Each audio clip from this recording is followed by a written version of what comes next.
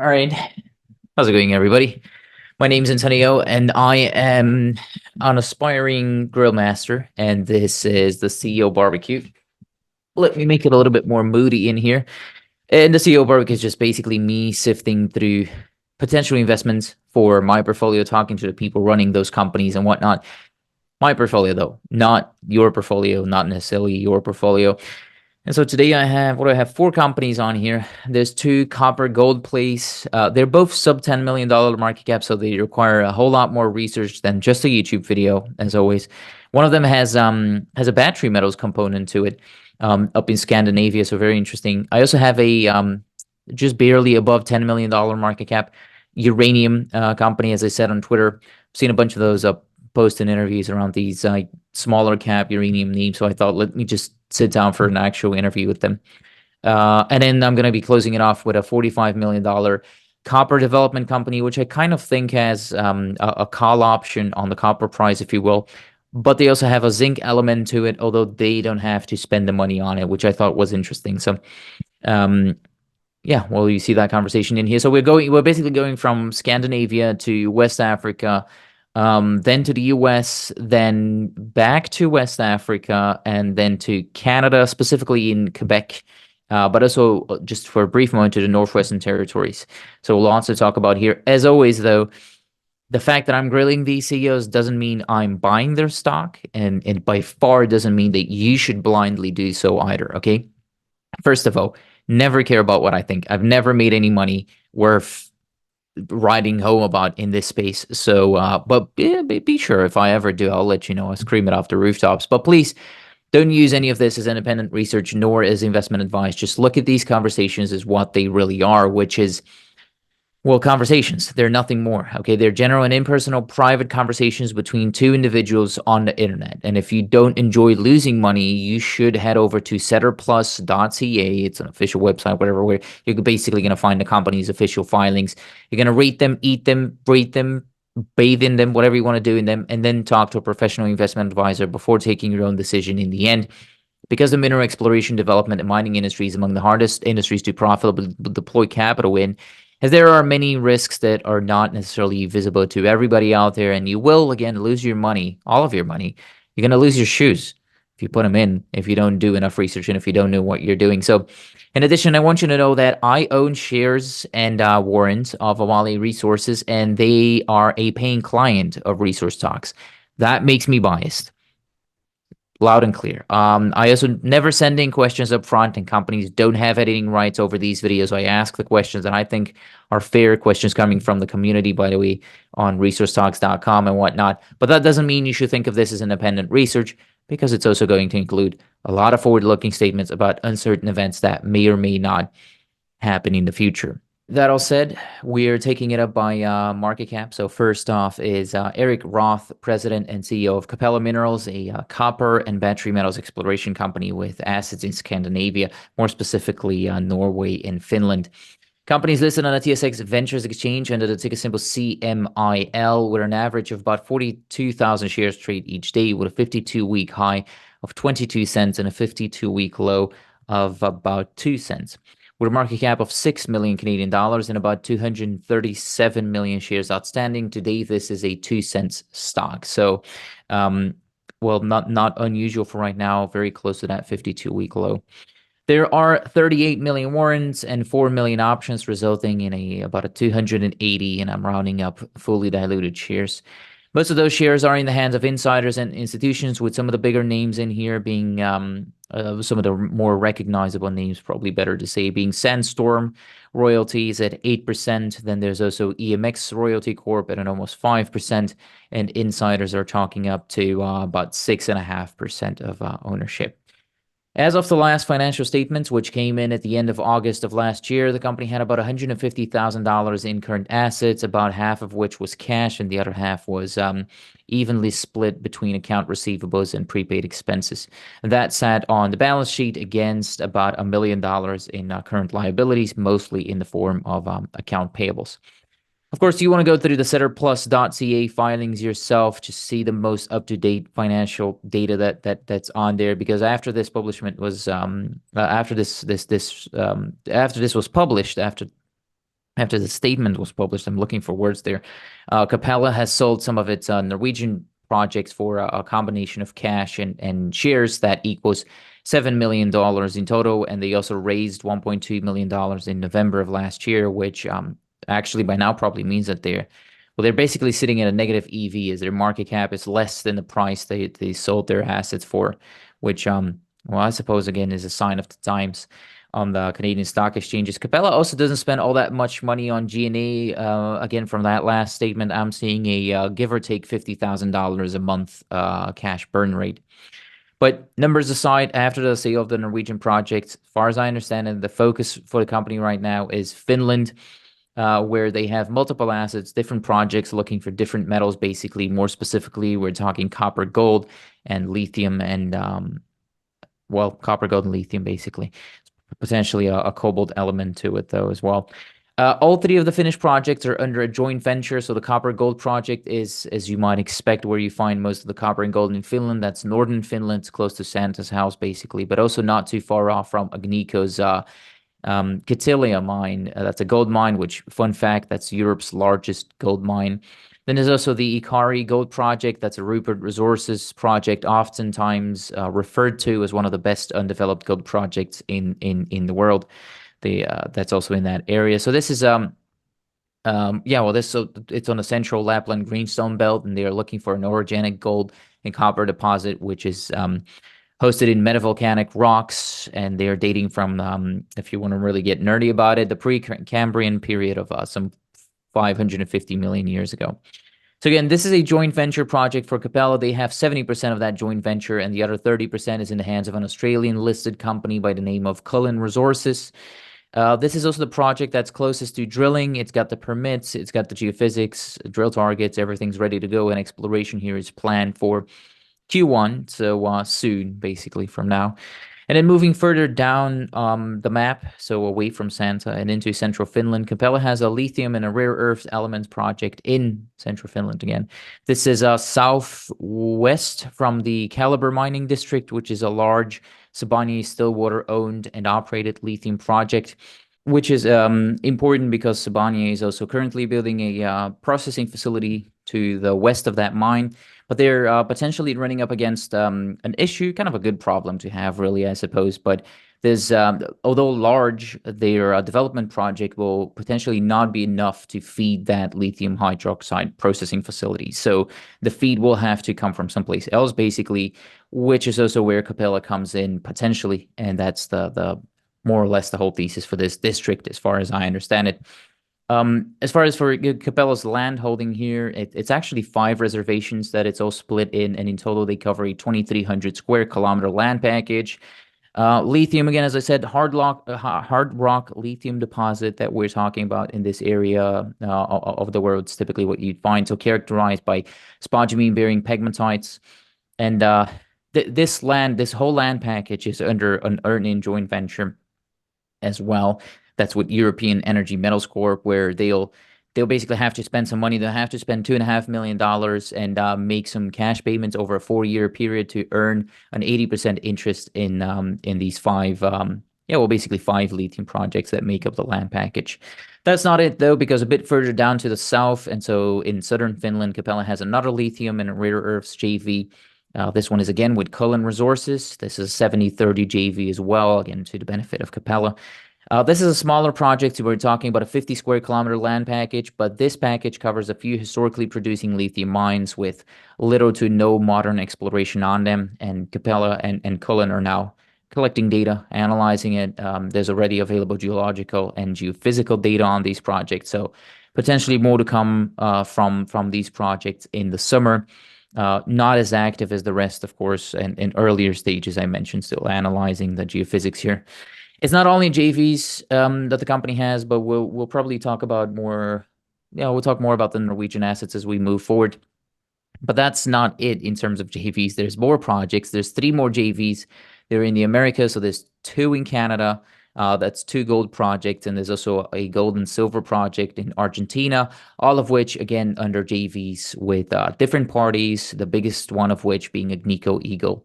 So suffice it to say, there's a bunch of things happening. There's a whole lot happening, actually.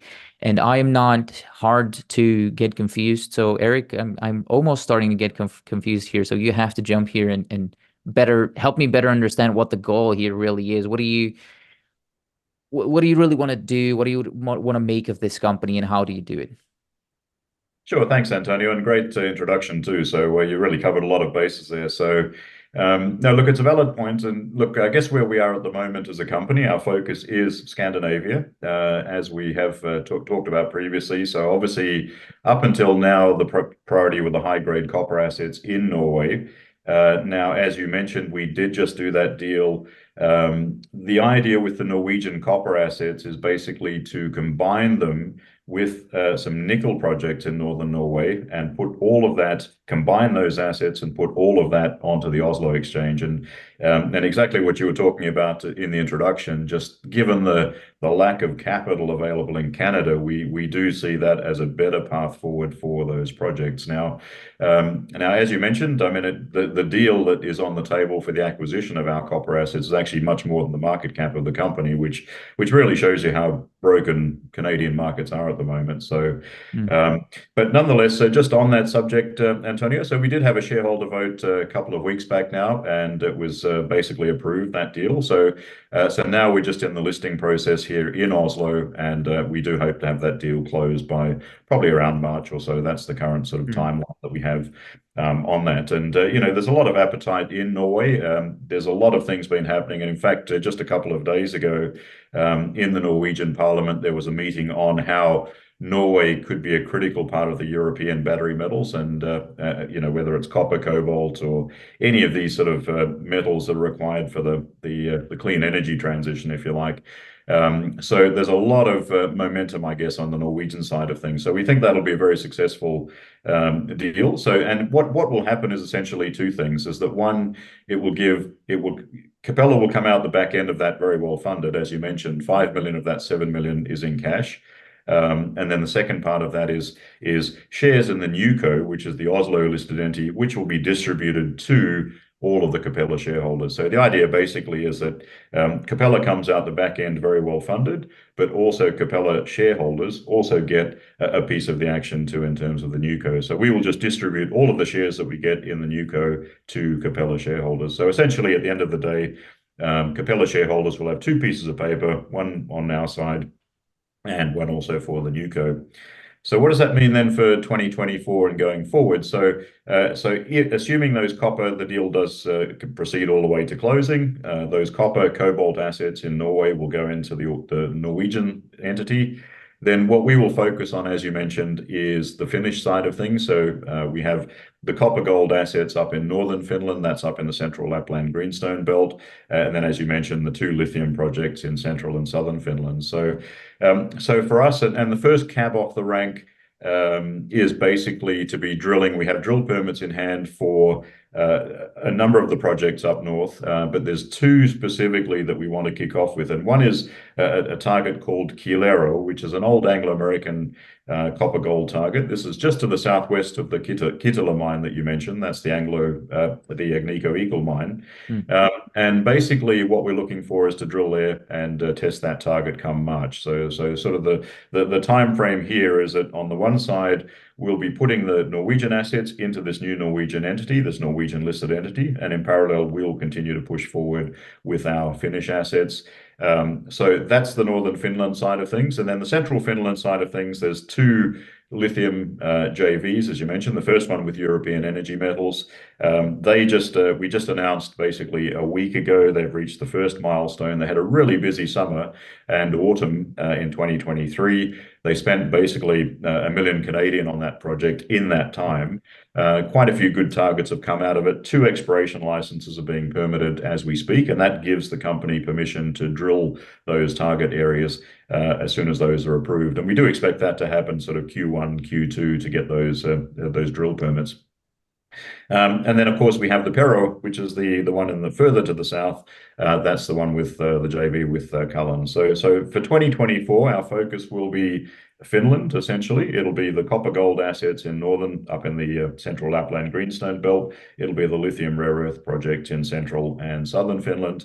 And just two words on these precious metals assets in the Americas. So you mentioned the two gold JVs in Canada, the one project in Argentina. Now, we have sort of said for a long time that the plan is to basically monetize those, look at the strategic options for those and what are the best ways to add value. Because, of course, coming back to the market cap of the company, we get absolutely zero value in the portfolio for those. I mean, if the Norway deal is already more than the market cap, so it just shows you that basically there's a lot of unlocked value in the company that shareholders are not getting value for. So on the Americas side, the precious metal space, really, the two gold projects in Canada and the gold silver project in Argentina.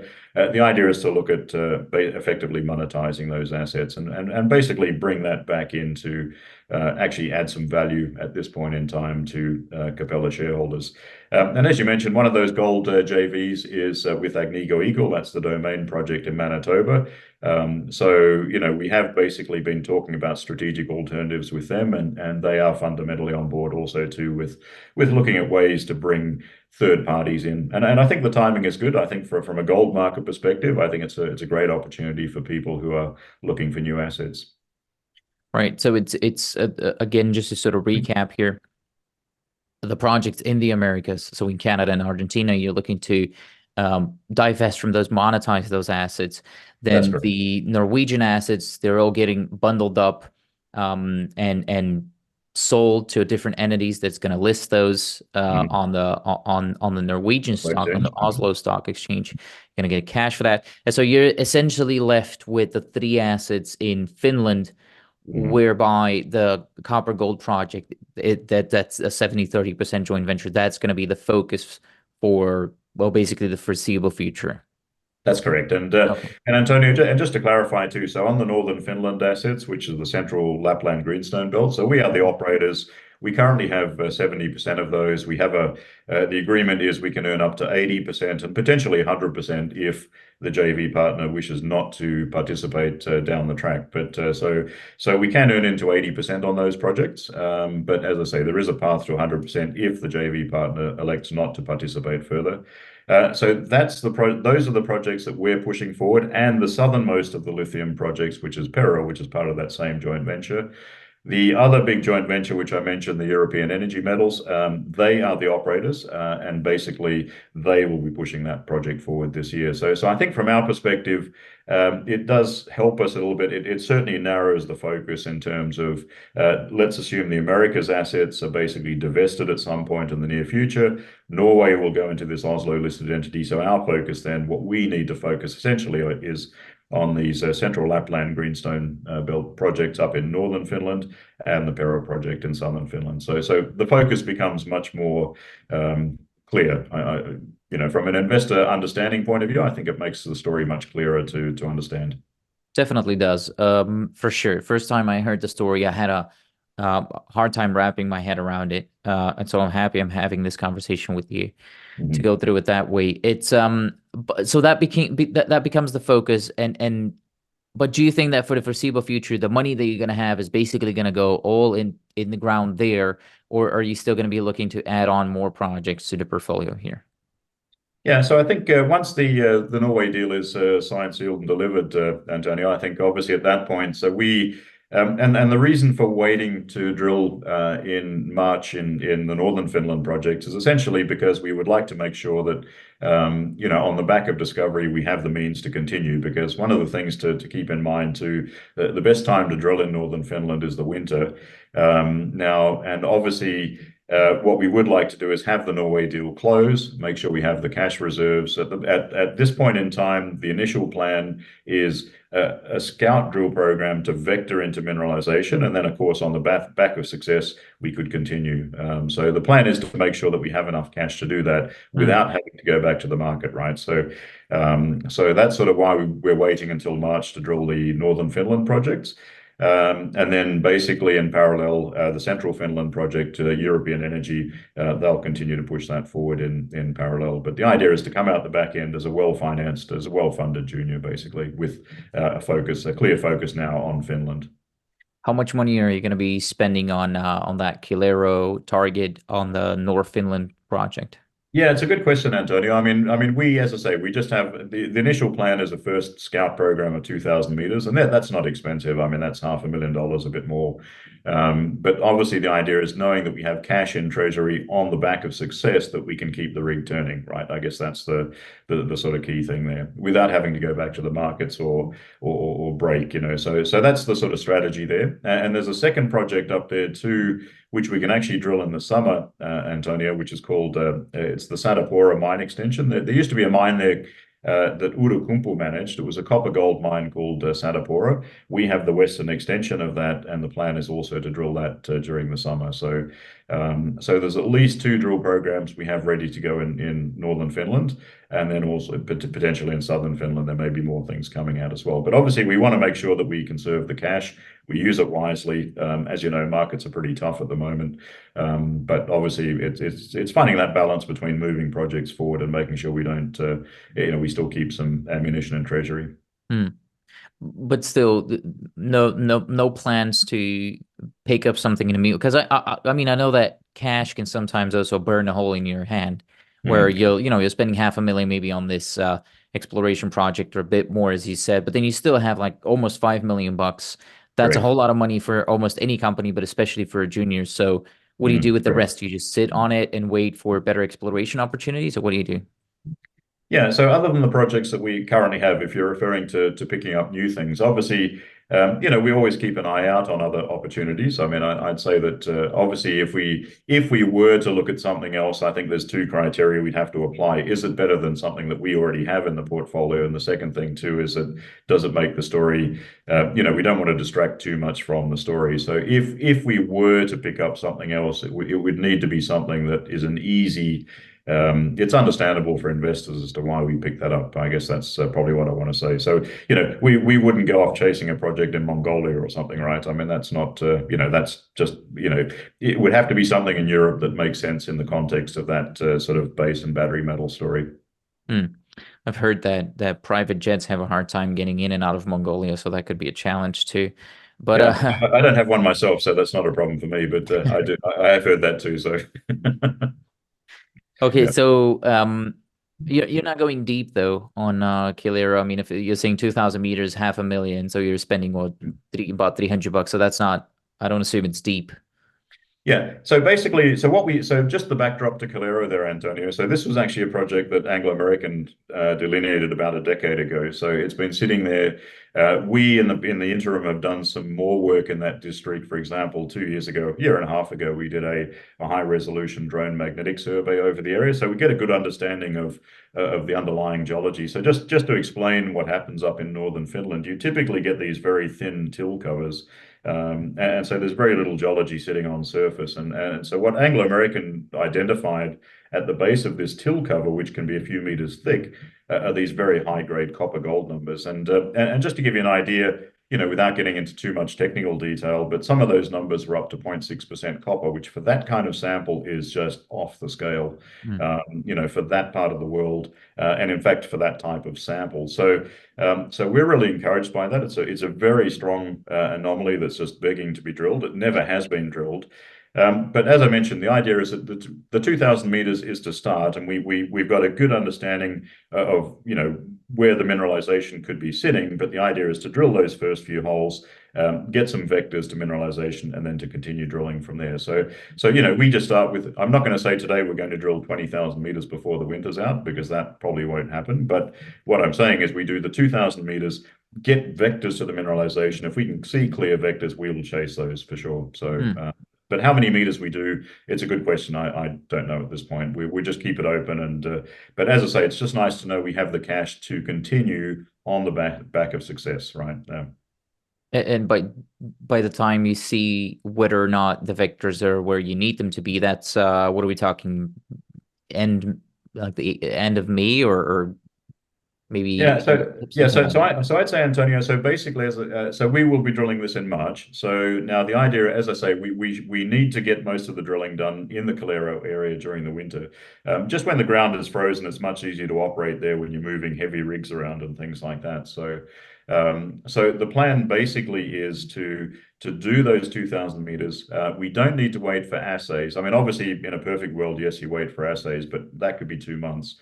Because generally copper mineralization should be visible. It should be something that we can identify optically, right? So we should have a good idea of what we're looking at. Of course, obviously the assays will help to refine, and maybe sort of lower grade things that we might have missed. But the idea is that basically we should be able to see the copper, and that should be a good indication of which way we should be drilling. So.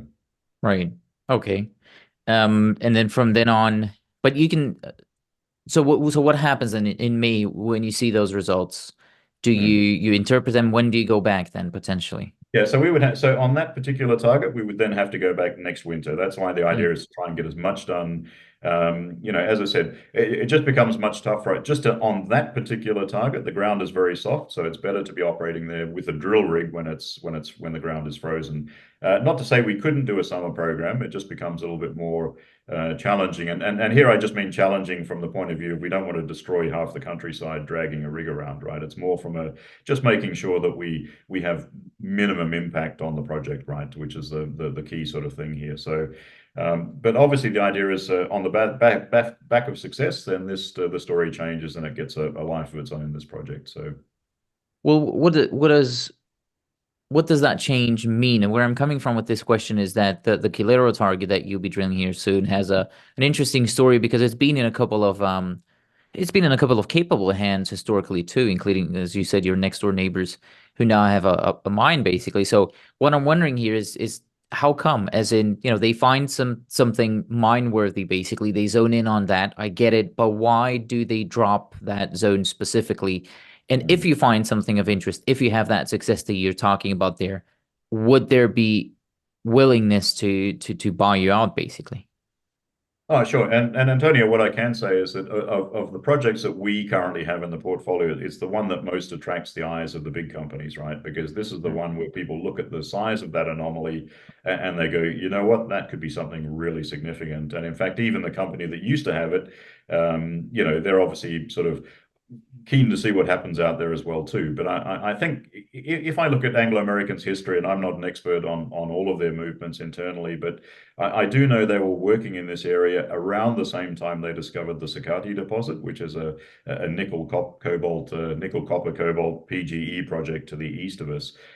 So what I suspect happened was this was just one of the projects that, obviously they'd made a significant discovery somewhere else, and that took all the energy from there going forward. So all of Mm. these earlier stage projects just literally fell by the wayside. Not to say there was anything, not for technical reasons. It's just simply that they now had a discovery and they needed to focus on pushing that discovery forward. So. Mm.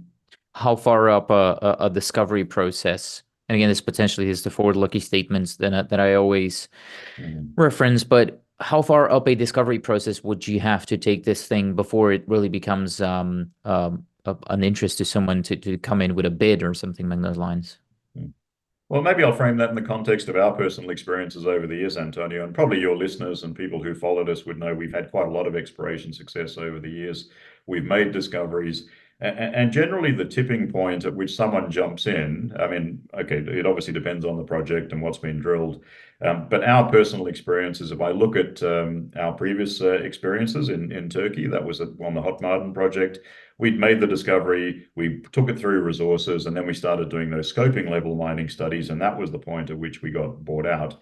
If I go to the company beforehand, Extori Gold Mines, we had a similar thing happen where we basically had made the discovery, delineated resources, and then those resources turned into those initial scoping studies. Once you actually wrap some economics around it, that's usually the time at which people pounce because they can see the resource, there's some economics wrapped around it, and that's generally the point at which you become a takeover target. And one thing I will add is that we have historically focused on high grade assets. I mean, that's sort of always been our MO because for me, grade is always king, and so that's obviously one of the key things we look at as well.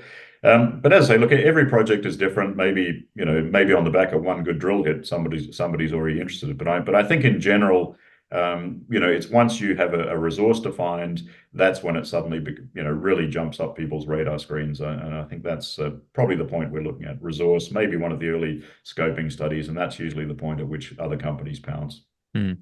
And depending on how many meters you're gonna have to put into this, you're not probably hard to say because I'm thinking if you have to put 20,000 meters into it, that's about $5 million, depending Mm, again on how deep you go. But you don't have to tap the markets for cash anytime soon. Like you can go this year and correct. next year without necessarily going back to the market, right? Correct. Look, on the back of a significant discovery, then obviously we wouldn't be a 2 cent stock anymore, and then it gives you Mm, access to capital.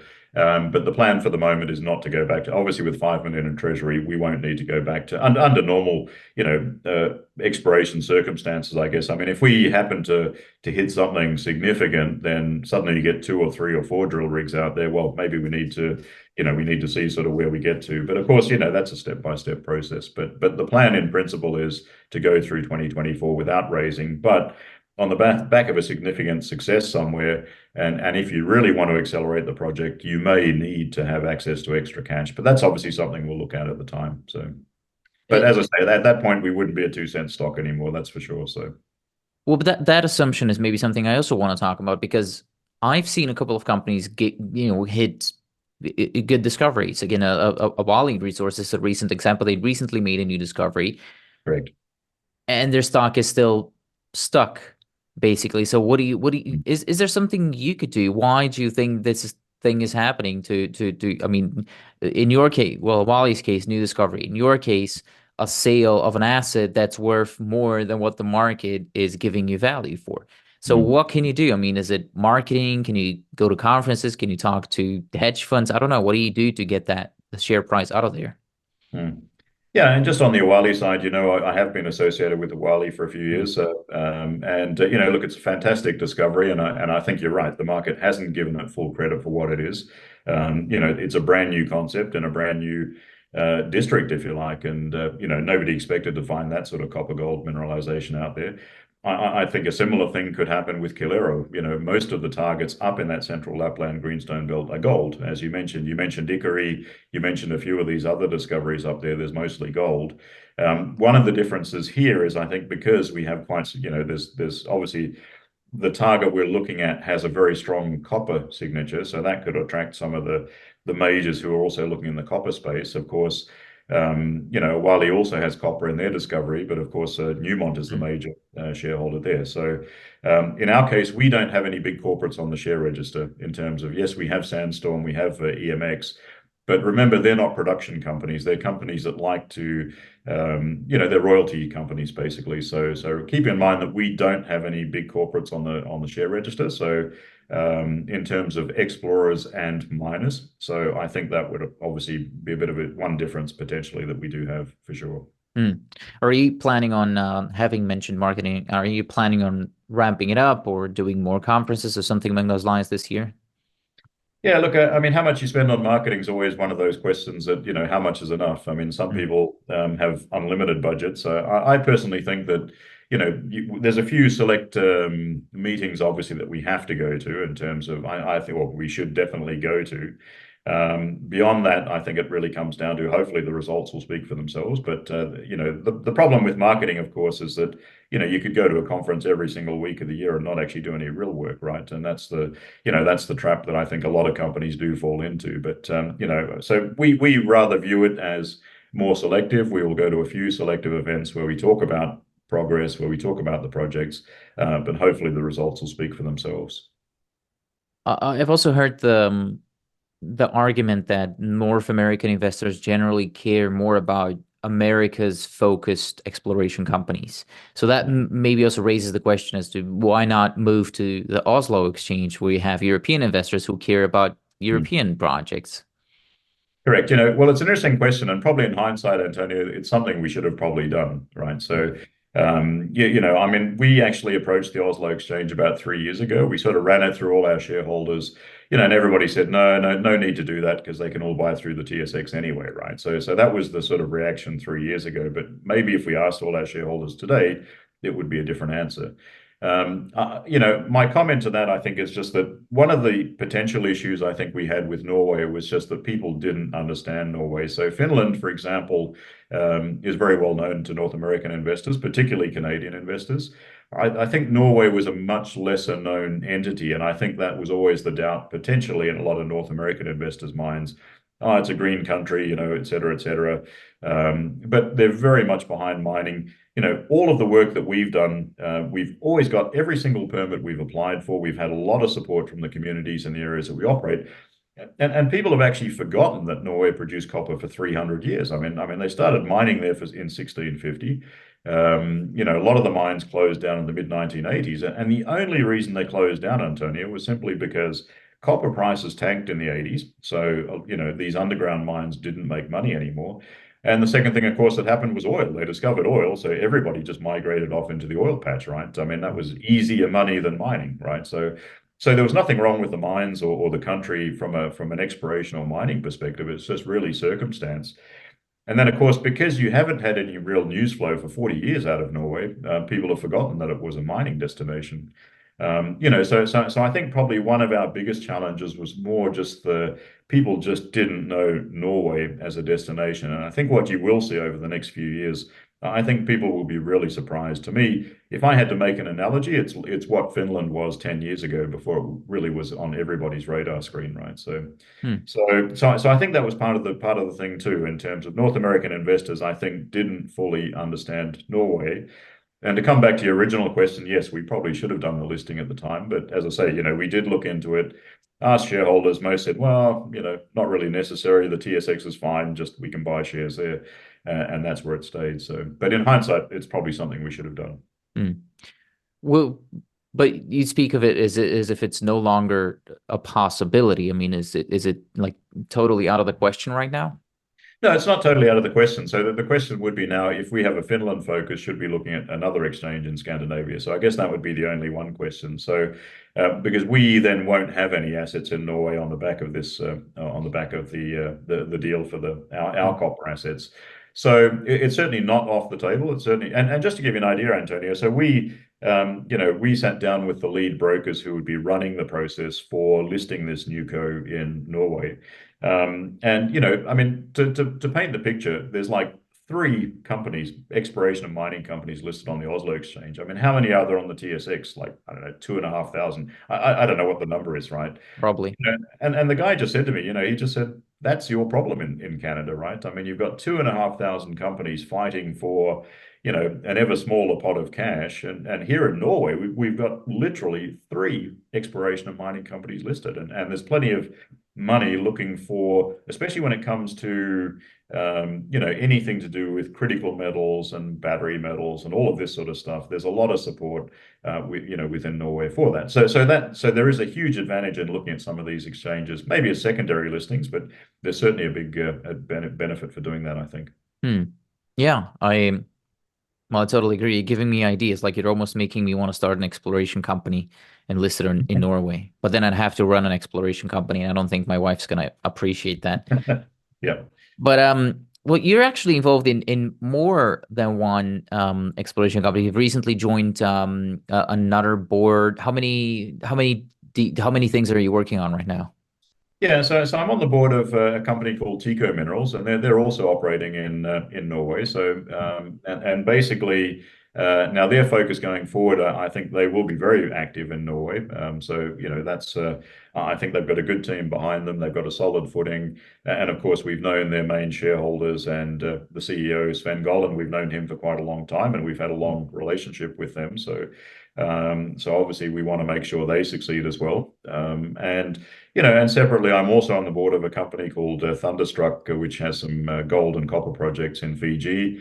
That really just started off as more of as an advisor position, but it sort of morphed into a board role. But I think a lot of those copper gold deposits of the South Pacific, of what we call the Ring of Fire, that's pretty interesting as well too. And as a geo over the years, we've had the opportunity, I've had the opportunity to work on lots of different types of deposits all over across the globe, and it's good to sort of, I think there's still plenty of potential in other jurisdictions as well. So. Hmm. Okay. Is there a potential for any of the companies you're involved with to work with Capella on moving forward, form some sort of a joint venture or maybe a Mhm. merger of sorts? And I'm Mhm. really guessing here.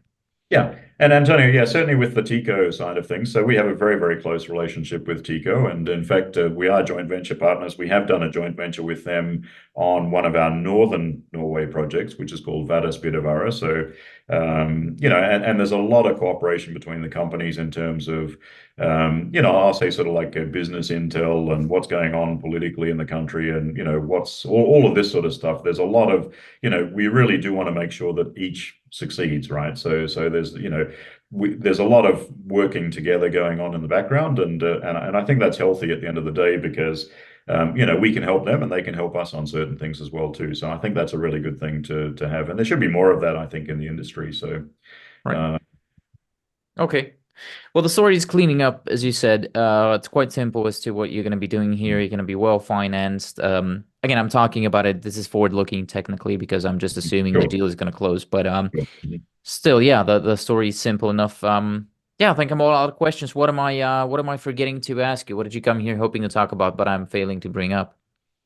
No, I think you covered the main points. I think Antonio, from our perspective, we are making the company simpler to understand, and I think once we, not just the Norway deal, but I think once we can divest these North American assets, the two Canadian gold projects, and also the South American, the Argentine gold silver project, I think it'll be a much simpler company.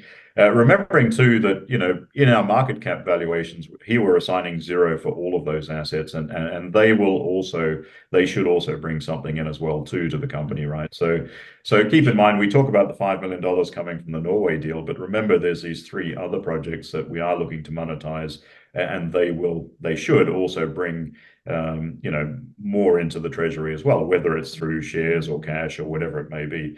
So I think the company's on a great footing to go forward. And obviously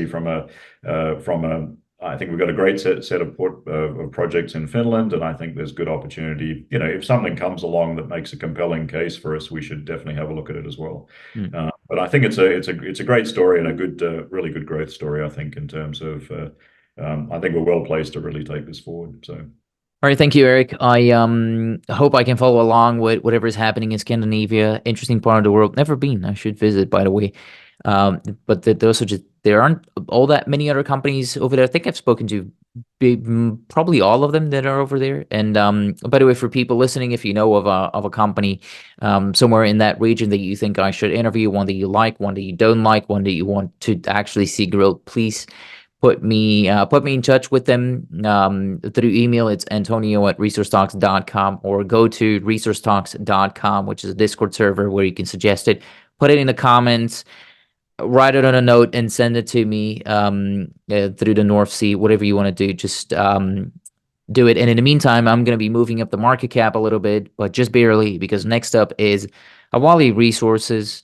That's a copper and gold exploration company with assets in Ivory Coast or Cote d'Ivoire, whatever you prefer saying. The company is listed on the TSX Ventures Exchange under the ticker symbol ARIC, where an average of about 45,000 shares trade each day, with a 52-week high of 22 cents and a 52-week low of about 10 cents. With a market cap of around 7 million Canadian dollars and about 62.5 million shares outstanding to date, this is an 11-cent stock, so right up at that 52-week low. There are almost 14 million warrants and almost 5 million options, resulting in a little more than 81 million fully diluted shares. Most of those shares are in the hands of insiders and institutions. More specifically, and also more importantly, we're talking about Newmont here. Newmont owns 16% of the company. Then we have OrCap Invest. That's another well-known company to avid listeners on here. They own about 13.5%. Insiders have 13% to their name, and Sandstorm Royalties owns about 4% of the company, with an additional 19% in hands of other various institutions, leaving only about a third of those shares in the effective public float. As of the last financial statement, which came in at the end of September of 2023, the company had almost $800,000 in current assets in total. That was about half of which was cash, and then the other half was about evenly split between account receivables and prepaid expenses. That sat on the balance sheet against about $1 million in current liabilities, mostly in the form of account payables. As always, you want to go to surplus.ca and see for yourself for the most up-to-date financial data, because after the statement was published, Awale closed an almost $1 million private placement with, again, no one less but Newmont, who, by the way, has consistently put money into this company and has now increased their ownership from about 6% before this raise to, again, now almost 16%.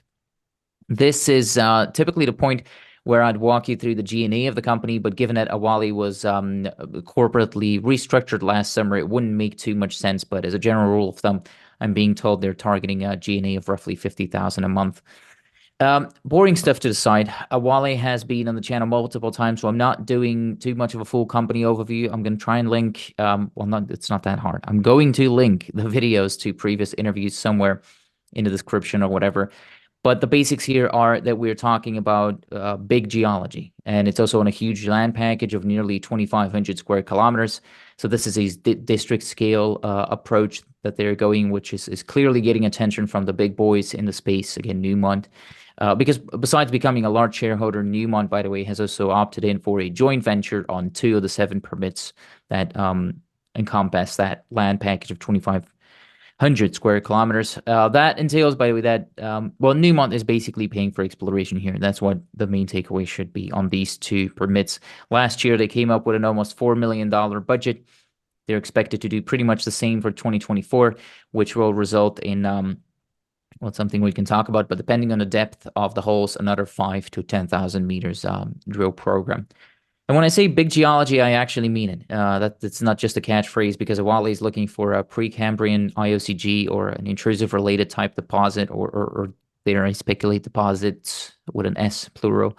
And the main thesis here is quite interesting, because Awale says that some 200 million years ago, when South America and Africa split, a huge mineral province got split too, basically. And so if you look at the other side of the pond, which would be Brazil, you're going to see the Carajás province, where no less than 8 billion tons of almost 1% copper and 0.2 grams per ton gold has been defined over the last few decades, basically. And Awale says that these 2 parts of the world have the same type of rocks. I'm not nearly smart enough to tell you exactly what, why, or how, but that's what I'm reading off the presentation. But just also to give you an idea, other comparable IOCG provinces would be your Olympic Dam in Australia, or if you want to get creative, you can talk about Candelaria in Chile, or even Oyu Tolgoi in Mongolia, just to give you an idea of the thesis here. And actually, this is not just a thesis. When I'm saying this, I'm reminded because the company has now made a total of 4 discoveries dispersed over pretty large distances, and there are multiple more drill-ready targets that they have in the pipeline, both on the joint venture package and also on their 100% owned parts of the project. But so, and I'm saying 4, last time we spoke, Andrew, that was 3 discoveries. And so after recently announcing a new gold discovery, typically as it happens in the stock market, the stock price couldn't care less. It actually went down. I'm only joking when I say typically, but what's going on? Why is this happening? Look, that was that we were all a little bit surprised that we actually had that happen. And look, when we've had a look at it, there is probably some lag from the older Awale. So there are still holders of stock from prior to May. And so that these people are, I guess, looking to exit Awale, and they have their own reasons, potentially around the change or whatever. But they there were certainly people selling into the liquidity that was formed by what was, for all purposes, a very nice little announcement for the company. Yeah, I only joke about it, but that's something that you see a whole lot happening actually within typical for bear markets. Every time you have a little bit of liquidity and people see a little bit of, because the stock started off nicely, it actually went up on the announcement, so the initial reaction was great. Then you see the liquidity, and typically, as you mentioned, that comes in.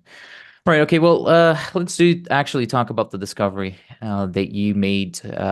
Grades not impressive, but it's over thick intercepts, and you sounded excited about it initially when you and I talked. What exactly are you seeing here that's getting excited? Yeah, look, I am definitely excited about it in that, as you mentioned, they are nice, broad intercepts that are carrying at least a gram with higher grade intervals in between.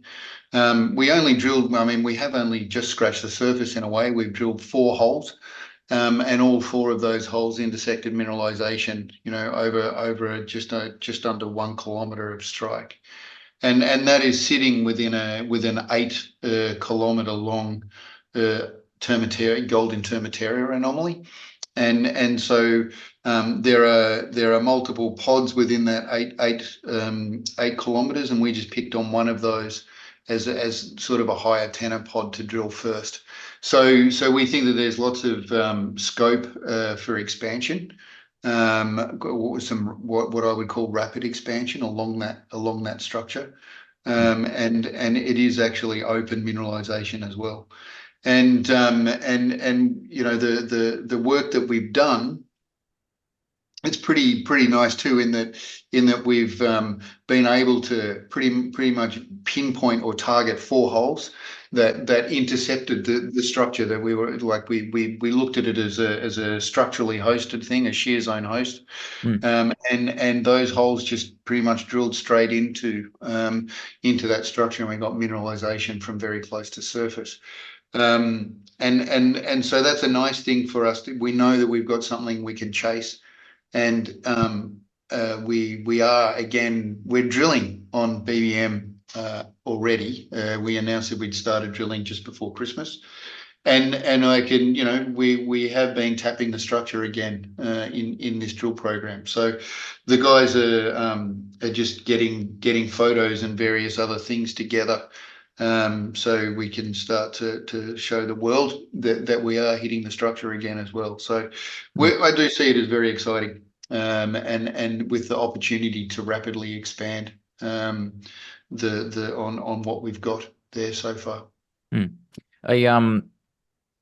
I wish I could ask this question more succinctly, but I can't. So what I'm thinking about is when you look at the assay results in combination with what you're seeing in the core, could you make an educated guess that the grades will pick up with depth at BBM, or is that too early to say, or is that not the thesis here? No, I think what we'll find is that I don't think it may increase with depth, but the other thing is that when you get this style of mineralization, so we're sitting on a wide shear zone that's on a contact between an intrusive rocks and sedimentary rocks, and when you get these structurally controlled things, you tend to get chutes and plunges.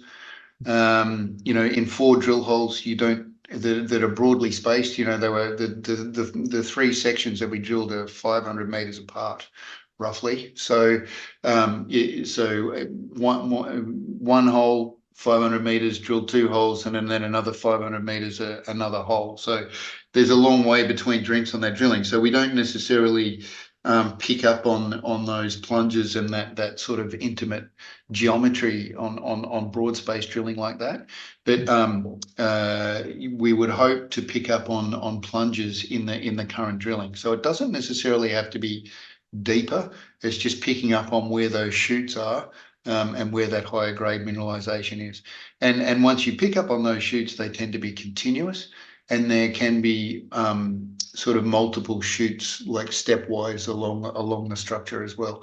So there could be a combination of both. We might get some quite nice higher grade mineralization, in near surface, but in the system that we're in, for example, Charger, when we've drilled deeper, we've tended to see more sulfides and more mineralization. So there's a possibility of better grades with depth as well, or a combination of both those things. Mm. And you also say that there's an 8 kilometer long mineralized corridor, basically, Yep. that's what BBM is. Where So where have you drilled right now on that corridor, and where are you drilling as we speak right now? I guess we're offset a little bit towards the southeast from the middle of that corridor. If you have a look at the maps on the news release, you can see the corridor, and I've got a little box of where we drilled.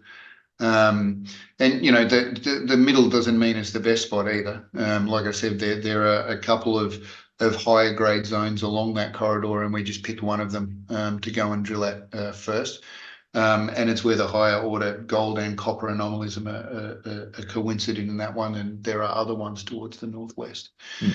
And the other thing is that you know, this structure is actually open. So we know from the interpretation that we've done now that the geochemistry that we have done toward the north towards Lando, we actually need to extend that geochemistry to the west to pick up on that belt basin margin, which is a major crustal structure that BBM is associated with, and Lando is associated with the same structure as well. So we know that we need to push our geochemistry to the west. So that's one of the things the guys are getting underway at the moment, or planning up at the moment to get stuck into once we've finished the drilling.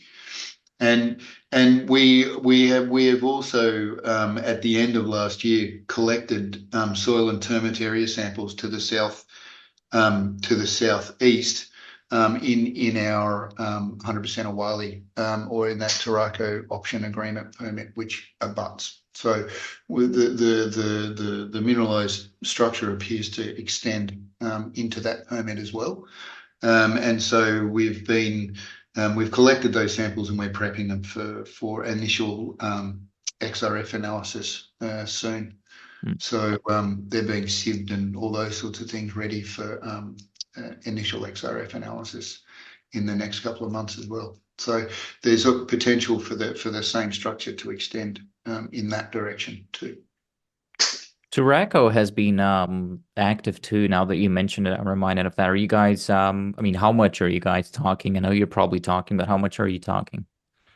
Oh, look, they're good friends. The guy that's their exploration manager was he was living in Burkina Faso when I was, and we always sort of swap notes on what we're doing, and the drill results that they got in some broad spaced air core drilling on their permit to the north, that's on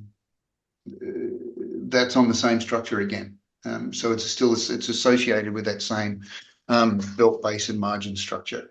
So you know, that's really encouraging. So if you take from where they are, you know, well, this structure is it's hundreds of kilometers long. It goes all the way out into Guinea and so forth. But just based on those zones that, you know, that we've got from the Turaco mineralization to Lando to BBM, where, you know, that's sort of 25 kilometers of strike just between all of those. So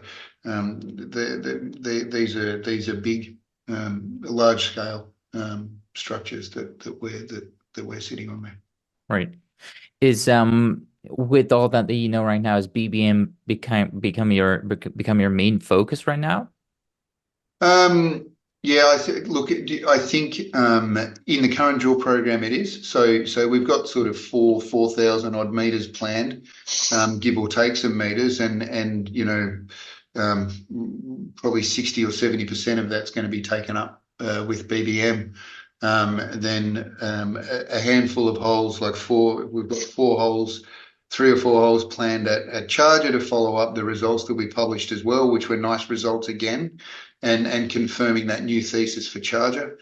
And then we also have, you know, the same thing, 3 to 4 holes planned for Lando as well, because we only got 2 holes into Lando in that last campaign, and that really wasn't enough to test that target properly. So we're pushing in some deeper holes at Lando is the idea, and chasing the coincident IP chargeability and geochemistry. Well, talk to me more about that, by the way, because again, Lando, for people listening, is one of the other targets that you had sort of high hopes for, because it's what a 4 kilometer geophysical anomaly or something along those lines. But I didn't see. I mean, the grades were just not. It was absolutely nothing to write home about. So what's making you hope that you can find better stuff at Lando? Look, we know that we've got we had on surface breccia mineralization from the mapping, and we didn't intercept that in the drilling. So we know that that's there, but we saw nice chalcopyrite molybdenite mineralization as veining in the core.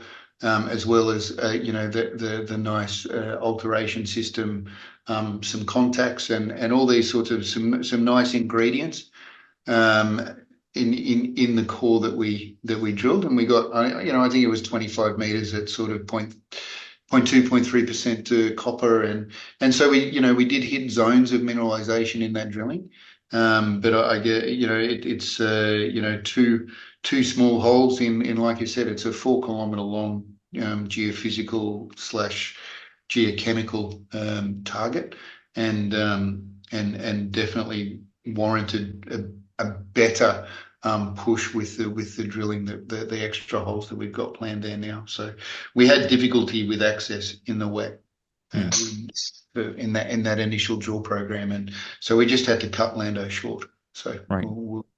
We'll get in there now that it's been dry and we've created a bit better access. We can actually get in there and get some a few more holes in, more optimally oriented and planned, rather than being a bit opportunistic on where we could get to with the rig in the last program.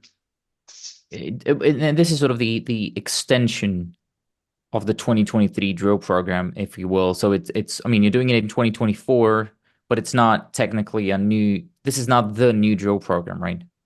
No, it's yeah. So we started at Christmas, and it's the drilling is being done under the 2023 budget.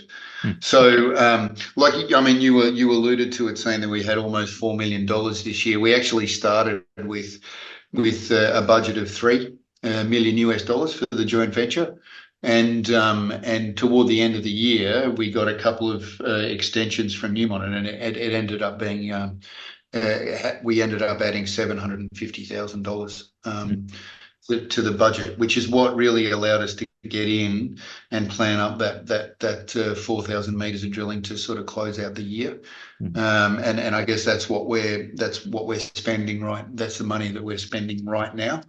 And we're also with the Newmont changes,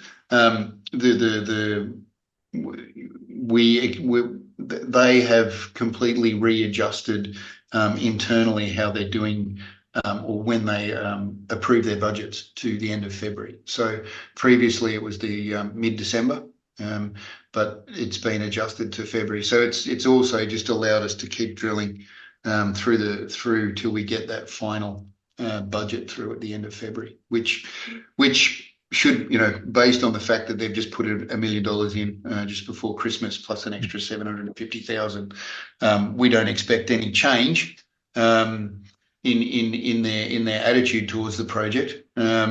So we're just have to wait a little bit longer to get that next 12-month budget. But it's on the other hand, it's perfect timing, because we'll get all the results back in from this drilling, and then we'll have our new budget, and then we can go and do another drill program before the wet season comes in again. Yeah. This is also important just to emphasize on it. There are two different things. So again, Newmont has a joint venture, which they're financing with you, but at the same time, they're also a shareholder. So that 1 million that they put in December was as a shareholder, and all the rest is just setting up budgets for you to drill on the JV. That's the 4 million 3.75 that we're talking about. Yeah, that's and then the 2024 budget. Two separate things. Yeah, they're two separate things. So there's what I call Awale Topco funding, which is by the placement, and then there's joint venture funding, which is specifically towards those two joint venture payments. Yep, that's right. Yeah, and I think that's important to emphasize on, because you can, oftentimes you see Newmont doing a joint venture, maybe taking a stake in a company, but not as often you see them doing both things. So that's important to emphasize on this. When do you think those results are coming back? Because the last one, there was something with the labs that took a while, or that was going to be quicker? Yeah, we had some significant delays with the last one. It's horrible when you tell people and put your foot in it as far as because you create expectation and then you can't fulfill it. But look, as a general rule, it's a couple of months to get ICP, like the full ICP multi-element results back. So 6 weeks minimum, but I think we've only ever done that once. So you're looking at 2 months generally for the full multi-element results. After they get sent, that gets done in Perth in Australia. Okay.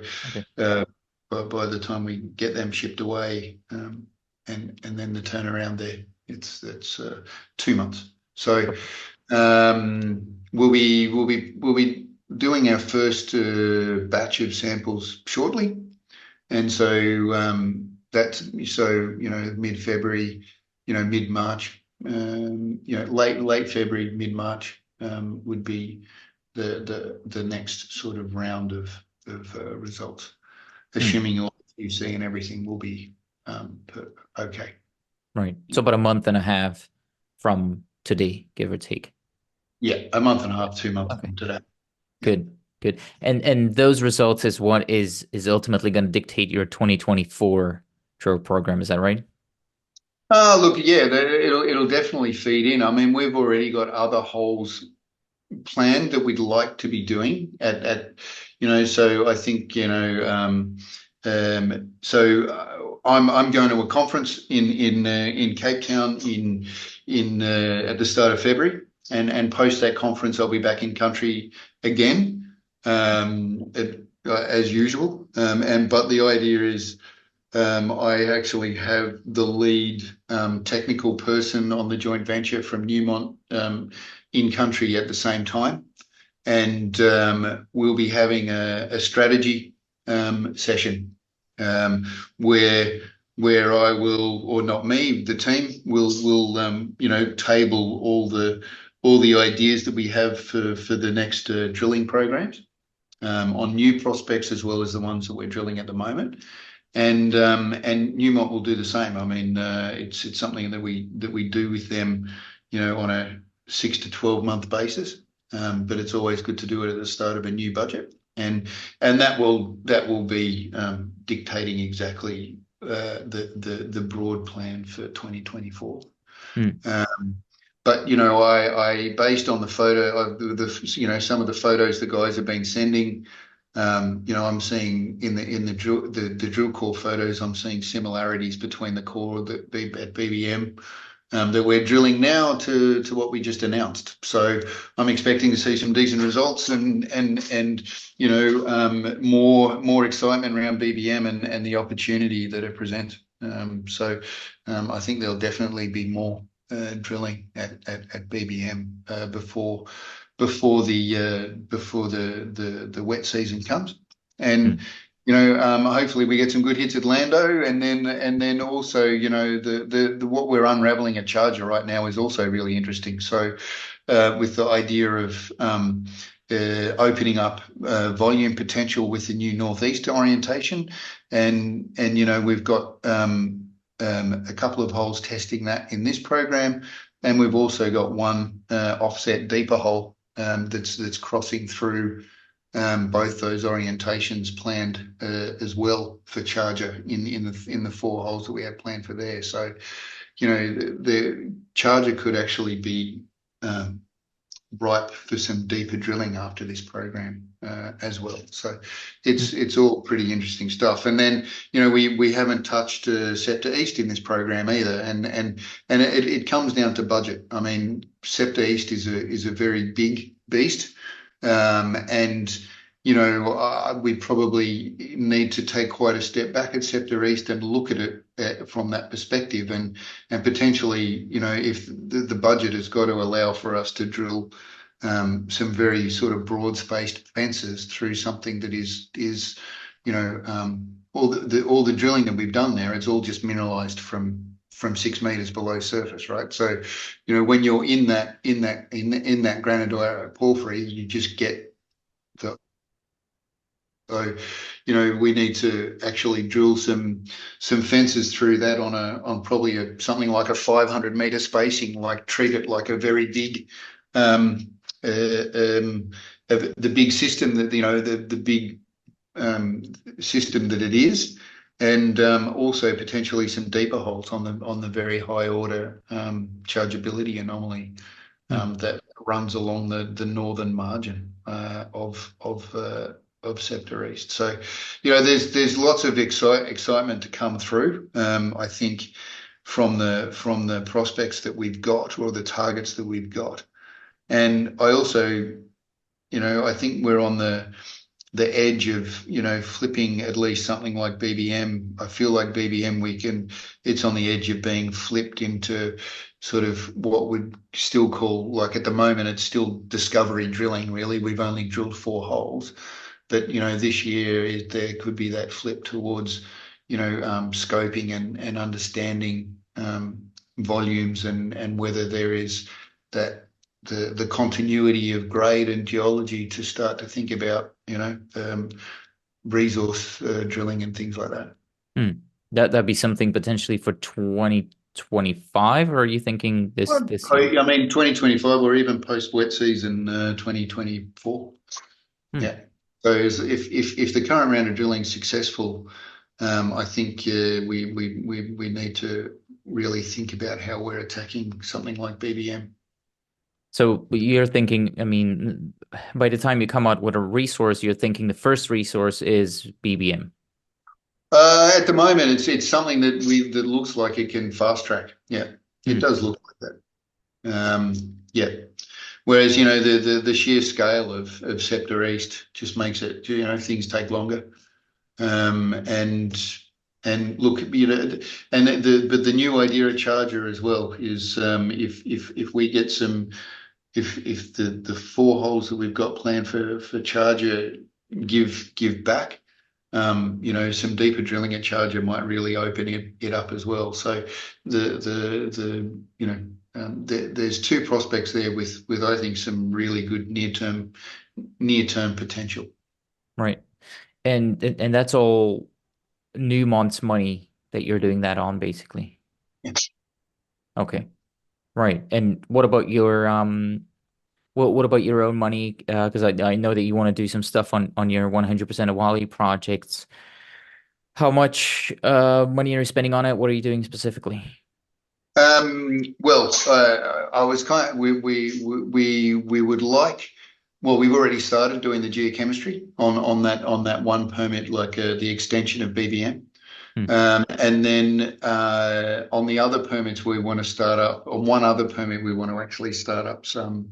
Again, it's very early grassroots exploration, but stream sediment sampling and getting those things going this quarter. Yeah. That's I might have asked you this before, by the way, but as far as I understand, this JV with Newmont next to your 100% Awale projects, with Newmont, you could basically sit back and get a 15% free carried interest in whatever comes out of there. And you've told me that that's not necessarily your plan, but I guess humor me for a second. What if you did? Like, what if, I understand it's a big if, but what if you define something that is about to go into production and you just sit back? Would you have to come up with 15% of the upfront capex? Is that 15% of all the capex, including sustaining capex? So, like, how does the whole thing work? Well, initially, we would be so I guess that's when it moves into a feasibility stage. So when it goes into the feasibility stage, the agreement basically says that Newmont will say we are going into a feasibility stage, and I would, I guess I would assume at that juncture, you shouldn't make any assumptions. Assume at that juncture that they would be managing. They're better equipped to manage something like that than we would be. But we can pro rata co-fund from that juncture. So that would be an option for us. If I would hope that we actually start seeing our market cap and share price being reflected in the success that we're having. And if we're looking at going into feasibility, I would hope that that was the case as well. So, it might be, when we look at it as a company, for the shareholders and for the company, it might be, instructive to raise funds to actually contribute up to a feasibility stage and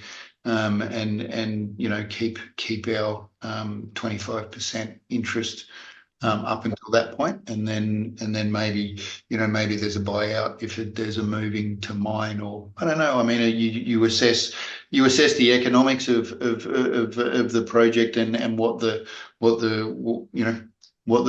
reward is at that juncture, if and when that comes. Yeah. It's actually a hard question, actually, I suppose, but how far up in the future could that be? Like, where do you envision it? Is that sort of a 2026, 27 thing, or is it just not possible to answer? Well, yeah, I don't know. I mean, it would, if we're really onto something so the first milestone we need to cross is which will happen sometime this year, and I think early this year, maybe at the end of Q1 roughly, or the start of Q2, is we get past milestone 1, which is 5 million in exploration expenditure or JV attributable expenditure by New. And at that juncture, they go into phase 2, which triggers a $10 million spend. And then, you would hope at the end of that $10 million spend, we're at that decision point of, okay, are we going into a proper feasibility here? And that's where we would have to start contributing. Right. Okay. So we don't. So let's say a feasibility. I mean, we're just spitballing. But if a feasibility triggered tomorrow when we're spending the milestone 2 money, then that's the milestone 2 money that's being spent. There is no trigger for Awale to spend any money on the joint venture permits until we reach $15 million. Okay, and that's what did you say? 2 years up in the future. Yeah, that's if we get a $4 million budget a year over the next 3 years, that's what it is. Okay. It'll take 3 years, right? So, but if things change, right? Maybe something gets accelerated and everyone goes, gee, we need to drill this out, and then all of a sudden there's a $6 million budget for next field season, not this one. That actually, for November through November for the 2024-2025 field season is what I'm trying to say. Maybe there's this trigger of shit. We'll spend $6 million now and get us to that juncture. So, right. But we don't know until it happens. I think sort of drill seasons in that part of the world. I think of them sort of as school years. Actually, you've got kids, so you know how it is. Because you start school, it's a school year 2024-2025. That's how I think about it. Because it doesn't always correspond with the year. Is there? And I'm asking this because you've probably thought a lot about that. But are there any companies, current or past, that you can draw parallels with to sort of give me an idea of how the story of Awale might develop from here, how you see it could develop? Oh, look, it depends on the other company and what their appetite is. But I mean, companies like Endeavour, Semafo was an interesting one. I mean, in Burkina Faso, there was a company, I think, called Orbis at the time. They had a discovery, and Semafo looked at the discovery and actually went in and made a significant, I can't remember what the sort of ounce equivalent ended up being for the buyout, but there were no feasibility studies done at all, like some very limited scoping done, and Semafo saw the opportunity and they bought the other company out. So if Newmont all of a sudden felt like, I'm sure that if they felt like there is an opportunity to develop a tier one asset on the project, on the joint venture project, that they would be considering making an offer for the project at that point. It's a cheaper buy, right? So the more work that gets done, the higher cost per ounce that you end up paying for a project, and we would look at any of those sort of options that may be there at those points in time. We don't have to accept offers. We might want to keep contributing, like I mentioned, or we go, okay, it's a good offer. That's what's best for the company and for our shareholders. Well, let's take that and look at the other opportunities in the district of developing, the other, 2,000 square kilometers, the 1,800 square kilometers that we've got in the district. Yeah. Is that about how the land is split? Basically, the two concessions that you have the JV on, that's about 500 square kilometers, and then your 100% Awale projects are about 2,000 square kilometers. Is that about right? It's a little bit less. So what we've got just under 2,500, and the two joint venture permits are 800. 800 square k's. So there's 17, to be exact, there's roughly 1,700 square kilometers of applications and the Turaco option agreement that we actually have as 100% Awale permits. Right, got it. And after restructuring the company last summer, there was some you could call it legacy issues, basically, that you were left with. So I don't imagine your wife's been happy with the time you've been giving her lately, but are those issues all solved now? Is that something else that you got to take care of in the meantime? No, I think we're on top of things now. So those changes in May, and the financing and gave us the opportunity to. It's not like a complete restructuring, but just to structure things well internally and in how we're doing things, but and also for me to get back to all the various creditors that were sitting on the books and do a little bit of negotiation and working our way through those and just clearing those liabilities. So Awale has got clear air moving forward. So, and that's where we are now. So I just call it housekeeping. So we did quite a lot of housekeeping in that sort of last 2/3 of the year in 2023, and I think we're ready. Like, we're really well poised to be focused on potentially new discoveries with things like Lando, but developing the excellent targets that we've got.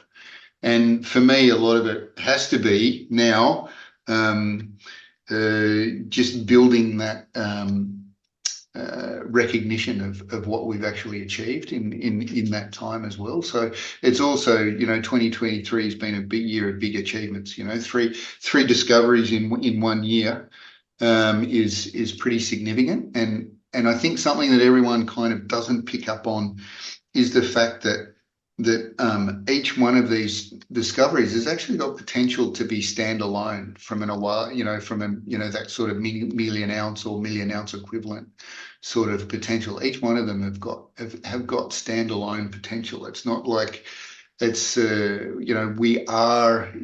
are things that get used by everyone. We're in a big mineralized system. We're in a mineralized district, but the fact is we actually are.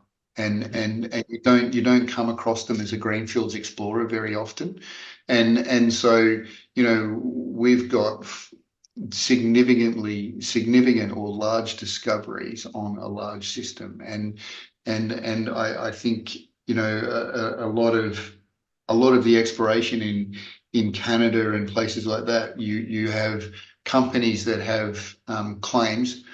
And the claims are hundreds of. When they put them all together, it's a couple of 100 square kilometers or hundreds of square kilometers, not thousands of square kilometers.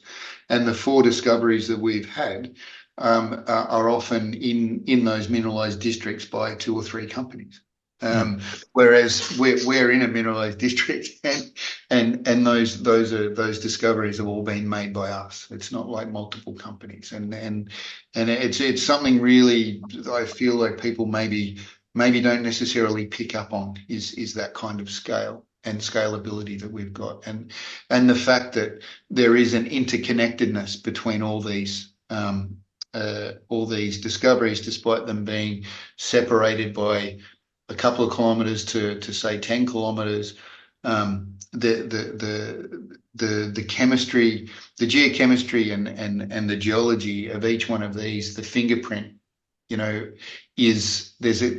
connected, and we see the same kinds of alteration, the same kinds of mineralization, and we see variations on that theme in each of them. They're not exactly the same. There are variations on that theme, and that is something that you get that is normal in these large mineralized districts. You get variations on a theme, but they're connected.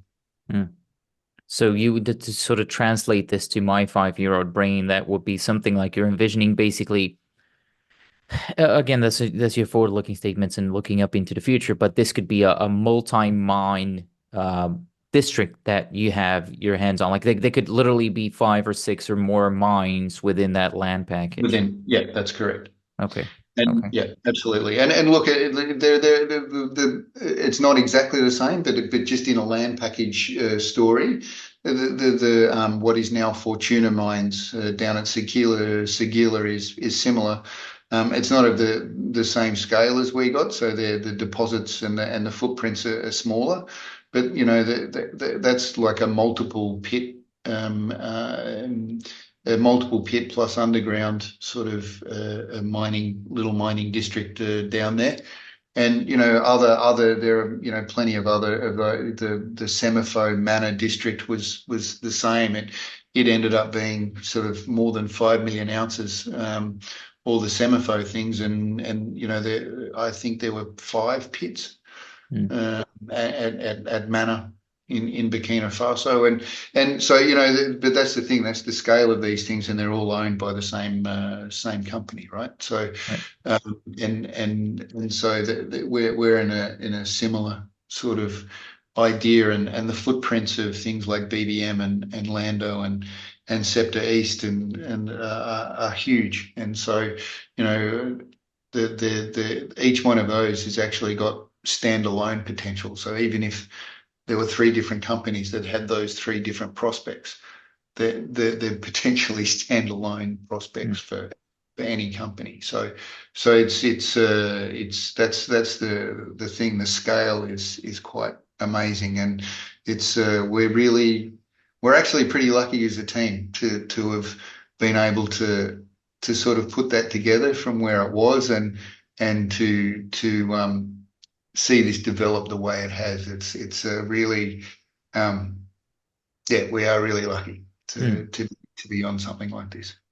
But now that everything is sort of still exploration, so probably not everything, but now that a lot of these things that are in check that you mentioned, and some of the debts that were left that I talked about at the end of September are also paid off, and all that type of stuff, you have a very clear strategy and you're well funded. Are you? I mean, I suppose you are, but what exactly are you planning for going out there and telling the story to a wider audience, basically, and attracting new eyeballs? What are you going to be doing in 2024? Meeting as many people as I can would be the first one, whether that be online or through interviews with people like yourself, or doing more webinars and just generally trying to get the message out to a greater audience, that they perhaps should be standing up and watching what we're doing and where we are.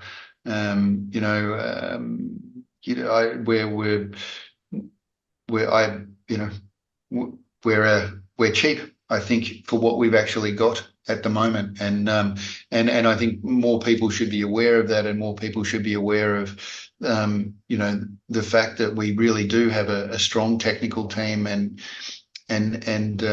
we're very systematic explorers, and we put in the extra yards to make sure we don't miss things and make those discoveries. I mean, you do make your own luck as well through that hard work. So people are just we need to get that message out there that we're a good team to back, as well as the fact that we are supported by Newmont, and Newmont has a belief in the team, because they are funding us. They are not doing the exploration, we are. And it's the same reasons that Stephen Stewart's group ORCAP came into the project, is when they had a look at the project area, their technical guys, Charles Beaudry in particular, who's now on the board as well, could see similarities between where we are and Carias, and he's got direct experience in that Carias province from the early days. So I just need to be, my job now, my primary job at the moment is to get that message across. Well, I think too many people are missing that story, and I'd like more people to get eyes on our story, and that, I think, will what comes from that eventually is interest in the stock, and more trading, and starting to actually move that share price and our capitalization and our valuation. All right, thank you, Andrew. I have no choice but to follow along with what you're doing down there, as I've told you before. As I fair disclaimer, honest confession, again, shareholder of Awale Resources. So I'll be hearing from you hopefully again soon, around that March timeframe, hopefully before PDAC. That'd be nice. But in the meantime, I'm moving up a little bit again in market cap to Myriad Uranium Corp. Well, as the name suggests, a uranium exploration company with assets in the US and Niger. Companies listed on a CSE under the ticker symbol M. That's it, just one letter, M. There's about an average of, let's call it 60,000 shares trading each day, with a 52-week high of about 41 cents and a 52-week low of about 14 cents. With a market cap of 12 million Canadian dollars at the time of recording of this video, and about 34 million shares outstanding today, this is a 34-cent stock. There are about 9.5 million warrants and almost 4 million options, resulting in rounding it down to 47 million fully diluted shares. Almost half of that, so 46% of that, is held by insiders. As of the last financial reporting, which was on October, it was taking account of whatever was happening on October. At the end of October, the company had a little over $330,000 in cash, about $45,000 in account receivables, and some prepaid expenses, resulting in a total of $376,000 in current assets. That sat on the balance sheet against about $35,000 in current liabilities, mostly in the form of account payables. Financial situation is probably different by the time you're watching this, because, obviously the company's been active, but they also recently raised about $760,000 at 15 cents. And again, they also had to pay some bills here and there, hopefully. Talking of which, in terms of G&A, over the 6 months that ended in October of 2023, the company had spent about $450,000, which annualized resulted in give or take $75,000 a month of cash burn rate, although I've been told they're trying to keep that lower than 75 going into 2024. Boring stuff to decide, though. As I said at the beginning, 2 projects that are really worth talking about here. Their first project is in Niger, in the Timmersoi Basin. I don't know how to pronounce that, never did, but it's somewhere along those lines. This basin here is known as one of the great uranium basins. I sort of think of it as a far cousin to the Athabasca Basin, although not necessarily alike, but it is one of the great basins in the world. And this one is famous specifically for Orano's Imuraran project, and of course Global Atomic's DASA, which are both adjacent to Miriam's land holdings here. The company has an 80% interest in this project, and the project is spread in 4 non-continuous licenses of give or take 450 square kilometers each. And that's not a discrepancy. They are actually that big, so 450 square kilometers. And there's also some historic drilling on here indicating that there is uranium. Obviously, there's uranium with the neighbors, and so historic drilling suggests that on these licenses there's also something to be found. Typically for these projects, and why it's important that it's a large landholding is because we're typically talking about large, oftentimes lower grade projects. So that's why the landholding size matters. With everything going on in Niger, though, Myriad has had to switch its focus, and although the 80% interest in the Niger project still in the books, since this summer the focus has shifted to the U.S. and Wyoming specifically. What they have here is the right to earn up to 75% interest in the Copper Mountain project, which might be a little bit of a confusing name because it is not a copper project; it's a uranium project still. And there's actually a past producing mine on this land package, a small one that allegedly produced about 500,000 pounds in the past. So nothing to write home about in terms of size, but it suggests that there's uranium in the area, as well as some of the historic data that the company's recently purchased is suggesting that as well. Looking at the deposit type that the historic mining came from, we're talking about a sedimentary rock deposit, specifically conglomerate deposit with high permeability, which basically is suggesting that there might be potential for an ISR operation. This is, of course, where your forward-looking statements come in and all the other disclaimers around NI 43-101s. Now, to get to that 75% interest here, Myriad basically has to, get to work, basically. Roll up the sleeves, get to work. They have to spend $5.5 million on the project over 4 years, $1.5 million of which needs to be spent within 2 years, and then the rest, again, within 4 years. There was also a small upfront payment of about $135,000 of cash. And also some shares were issued to Rush Rare Earths, by the way. That's its current owner. And in total, Myriad will have to issue a lot more than that if they ever get to the PEA stage on Copper Mountain. And of course, if they ever get into production, then the deal gets a little bit more complicated. But that's maybe too early to talk about. We'll see how the discussion goes, of course. But Thomas, what's not too early to talk about is one thing that I've been wondering about, or sort of scratching my head around, is that Union Pacific, or a subsidiary of Union Pacific, spent almost $100 million drilling this thing in Wyoming. They put down 2,000 drill holes, you say, and then they dropped this. I understand it's likely something to do with the price of uranium falling, but how come nobody picked this up already, given that the market fundamentals have been improving for quite a lot during this cycle, but there was also previous cycles in between now and those drilling? Great question. Actually, that's something I should get into in more detail and when I talk to people and in our materials. What happened in 1979, just right as Union Pacific was making a production decision, was the 3 Mile Island nuclear plant in Pennsylvania had an accident.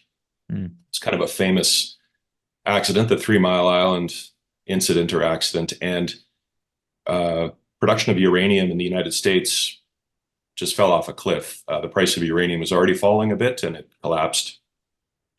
And the uranium sector in the United States almost evaporated.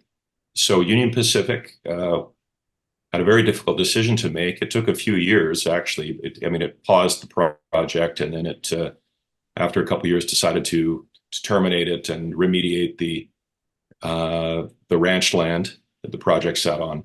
And yeah, that's what happened. If you look at a chart of what the uranium price, it fell from equivalent of $211 approximately down to the teens, and that's why, effectively. They had a mine plan. They, like as you said, they'd spent a huge amount of money, and it was fairly mine ready. So really has to do with 3 Mile Island and the fall of the uranium price. They had a different system back then.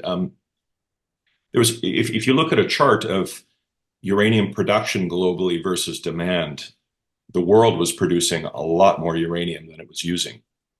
It was doing that. It was mining.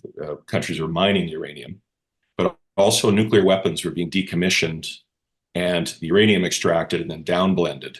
So there's a lot of uranium. That's the answer. Subsequently, when uranium started to sort of get a little more interesting periodically in the mid-90s, And then again, of course, in the mid, 2005, 6, 7, 8, 9, et cetera, different companies, some significant companies went in and acquired parts of our area.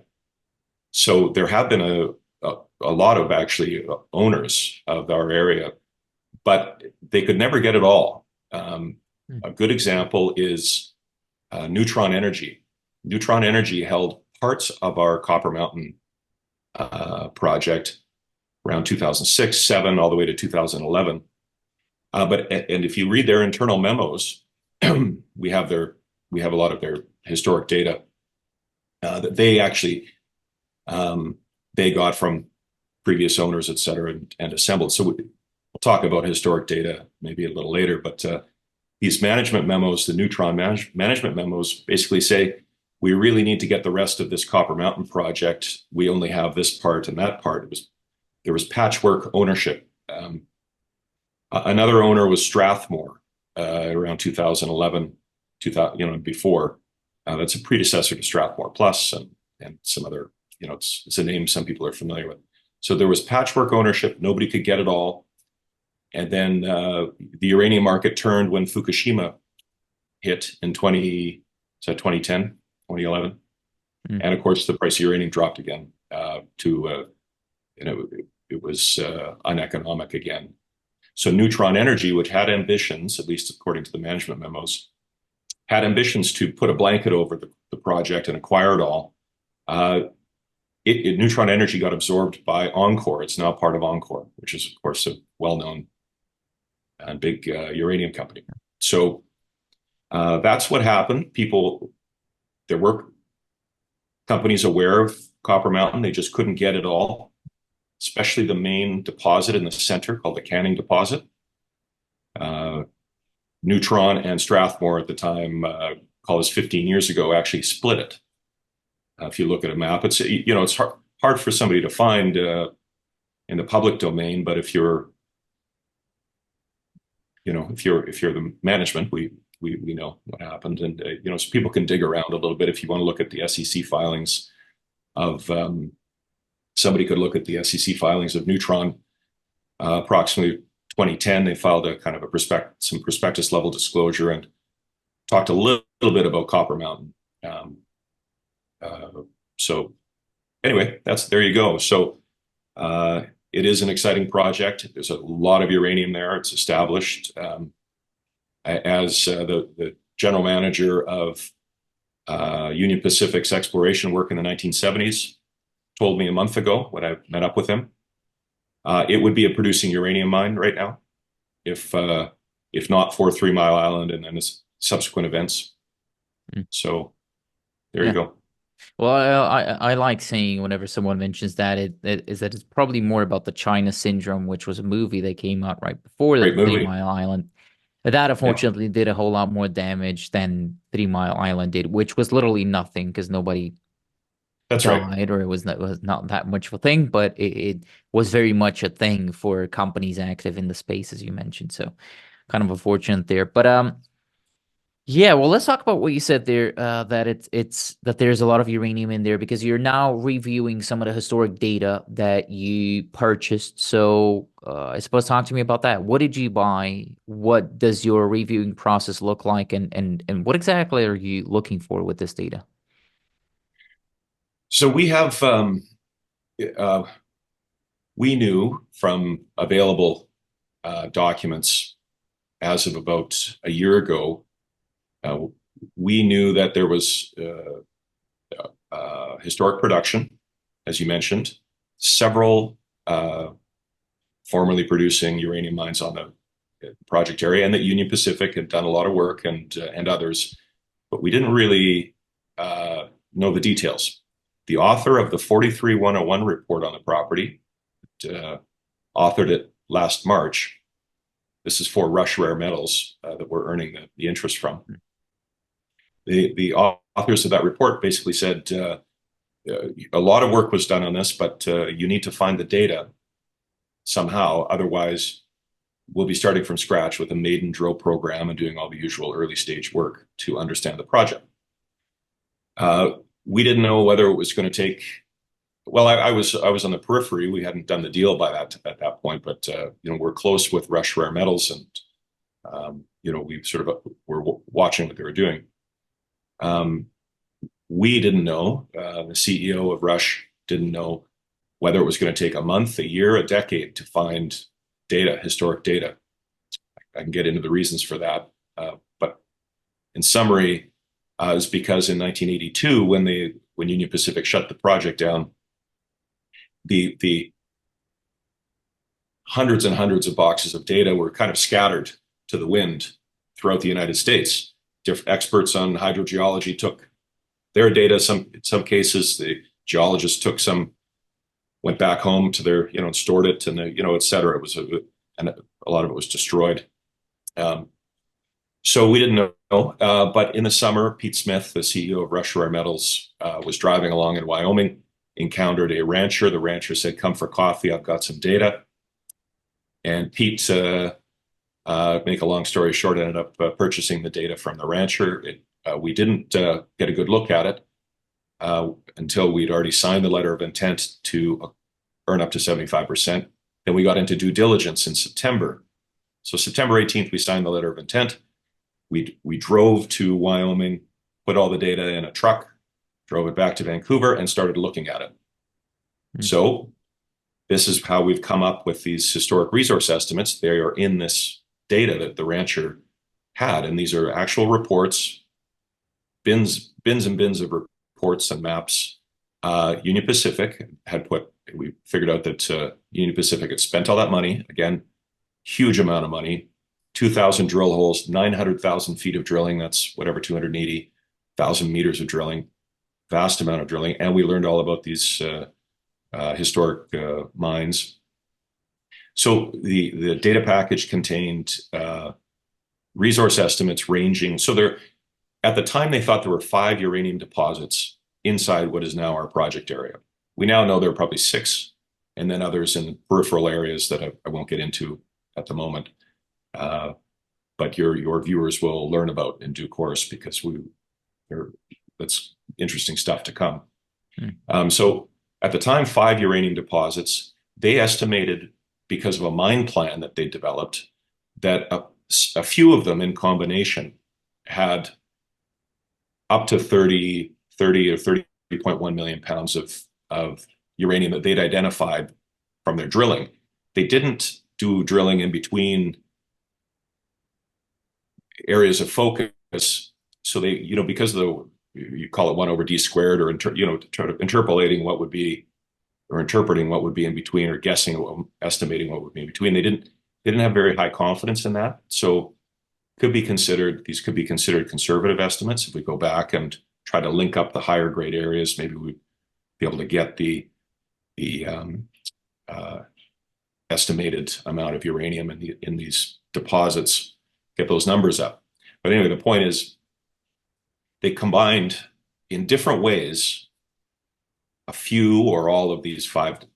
Well, they never did quite all of them, and they got up to 30 million pounds of uranium. Now they estimated the potential of 2 of them, a little bit different systems, pre-43-101. A lot of your viewers will be familiar with this. They have estimated the potential of 2 of the 5 to be up to 63.8 million. That's if they were going to go back and do more work and do some drilling in between existing high-grade zones, link them together, understand the high-grade areas better, et cetera, et cetera. And so that's what the data shows. Data also shows very interesting drilling. The estimates, if your viewers dig into our news release from late last year, they'll see that the grades are generally, it's not a high grade deposit system, or it wasn't a high grade mine plan. It was a bulk tonnage, fairly low grade plan. But within that, underlying that, there are high grade areas that are very interesting that were supposed to be followed up. And they never quite got to that. So we have that. We see the drilling. We'll be telling the world more about that too. And so I don't know if that's a clear, makes it more clear or more confusing to you and your viewers. But the point is, there's a lot of uranium there. There are high grade areas. Union Pacific estimated 15 at the conservative model. That's a complicated thing to discuss why there's a low end there, and then up to 63.8 million across 2 of the 5 deposits. That's what we found in the data, and a lot more. I could go on all day. I want to make sure we don't take up too much time with this, but it's up to you. It's no, it's definitely clear enough. How much money did you pay for all that data, by the way? I can't say at the moment. We're not. We haven't made that public. So sure, no problem. We may make it public at some point, but at the moment we're not. Well, you know what they say is that data is only as good as the people who interpret it. That's first of all, that's obviously true. But second of all, when we talk about historic data, what's also true is that data is only as good as the people who collected it, basically. So how was this data collected? Like you're mentioning drilling, you're mentioning what else? Geophysics. What else are you looking at? We have we have a lot of detailed reports regarding the drilling. We have some drill logs. There was geophysics. We don't have many of the geophysics reports themselves, but we have just a lot of high quality discussions of the geophysics and of the leach testing, column testing, et cetera, in terms of to establish leachability of the ore. I'll just have to get in here that the ore is very leachable, does not need a mill. That separates it from a lot of deposits in the United States. You can put it on a leach pad and get mid-90s recovery if you're going to leach, and it may be ISR, in situ recovery amenable.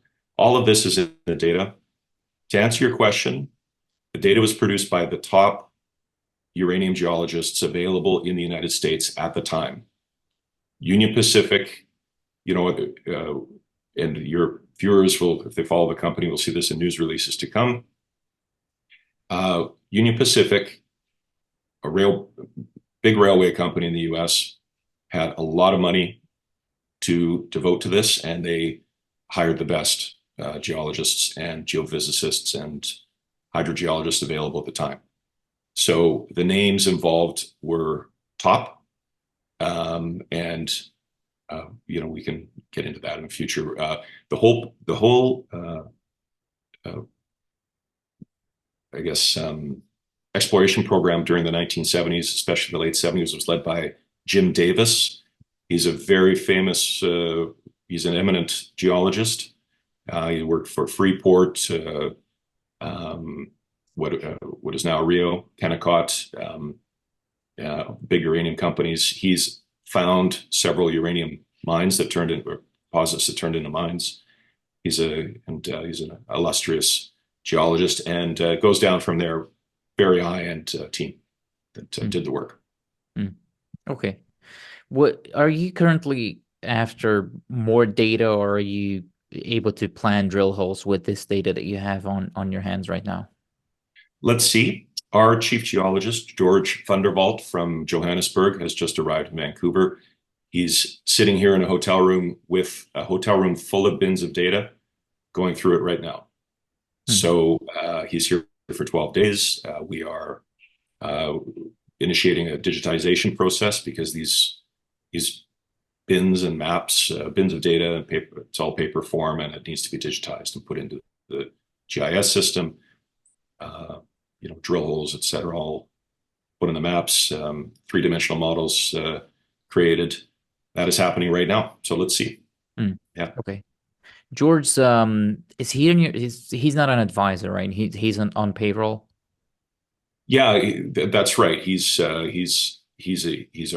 a monthly retainer. Okay, yeah. Sure. No, just wondering about what the team looks like. I'm looking at it right here. He's not on your board, as I see. Correct. Are you happy with the team as it is right now, or do you think you're gonna have to expand that to be able to deal with this data and then plan potentially, well, eventually, a drill program? We are adding bench strength behind the scenes, and also in the future publicly there'll be more prominent additions and really interesting additions to our bench. So we're able to draw on people we need. I think something we would like to do is add a technical person to the board that is, will really add value. And maybe there are a few other additions to make, but for the moment we have exactly what we need. So we're happy. I mean, I think you can compare us against, we're all, we're all people that, it's a bit funny that we've all found ourselves working for this, building this company, this junior company with a small market cap, because if you look at the bios of everybody, we'd all normally be doing other things. These are people that have worked for Orano, Ariba, Utah International, big companies, very sophisticated stuff. Dicabo's partner at Canada's top law firms. Cyril Amati is a well-known mining banker, etc. We've got a lot of horsepower for such a small company, so we're gonna build something special here. So what do you use that horsepower for in 2024 specifically? I mean, you're going to come out with whatever your interpretation is of the data soon. You say, what follows up after that? Are we thinking drilling this year, or is that too early? We are thinking drilling this year. We have to see what's required. Okay, so we have our resource estimates and resource potential estimate that Union Pacific came up with. We also have exciting exploration potential. We'll get into this in future news releases, but all the information points to, Athabasca-like potential, just with a different strategy. Back 40, 50 years ago, 60 years ago, they didn't understand things the way we understand them now. So now we want to bring our historic estimates current, so that we can publish them as current resource estimates. That is the number one priority. What that's going to take is to be determined. So our, geologist is going through the data right now. To get a resource estimate current, we need to have the competent people, qualified people sign off. Do we have enough data? We don't know yet. Stay tuned. If we have enough data, with what's in the bins, and we're constantly acquiring more data, by the way, that would answer an earlier question. Maybe we can get the resource estimate signed off without a lot of additional work. What is more likely is we'll have to go back on site with people and uncap some old holes, drop our own probes down, test out and confirm previous numbers, maybe even twin some holes and do some drilling, just to get assurance on the old numbers. But the quality of the work was so high that we're already far along. One thing we need is more drill logs. We have some of the historic drill logs. Let's call it 2,000 holes, but there were more if you count subsequent owners. It's not clear how many drill logs we have. We need those to produce and confirm resource estimates. So stay tuned on that too. We're figuring that out. Right. Well, I'm hearing a lot of maybe and it depends, and I understand, because it's it's a sensitive spot that the company is in right now, specifically with all that. When is that going to get more concrete? When do you expect to have all that out? Yeah, I'm not exactly sure. Within the next few months, we will have a good idea. Then we'll have to, apply for drill permits and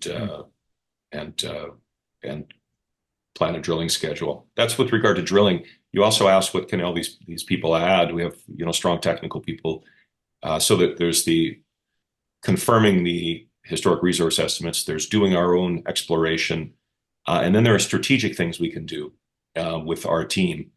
That includes doing interesting things with our Niger assets, which I'm sure we'll talk about. Raising money, strategic tie-ups, joint ventures, etc. We have a lot of ground.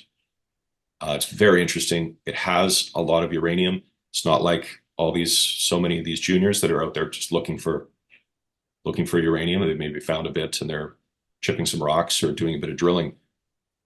This was, like you said, almost $100 million Canadian or $100 million Canadian worth of work, and they found a lot of uranium. So we're a different kind of company. There's a lot of things we can do. I'm talking to bankers and CEOs of other companies in Wyoming, et cetera, regularly. When you have all this historic uranium, it's there in the ground, then you've got a lot of options.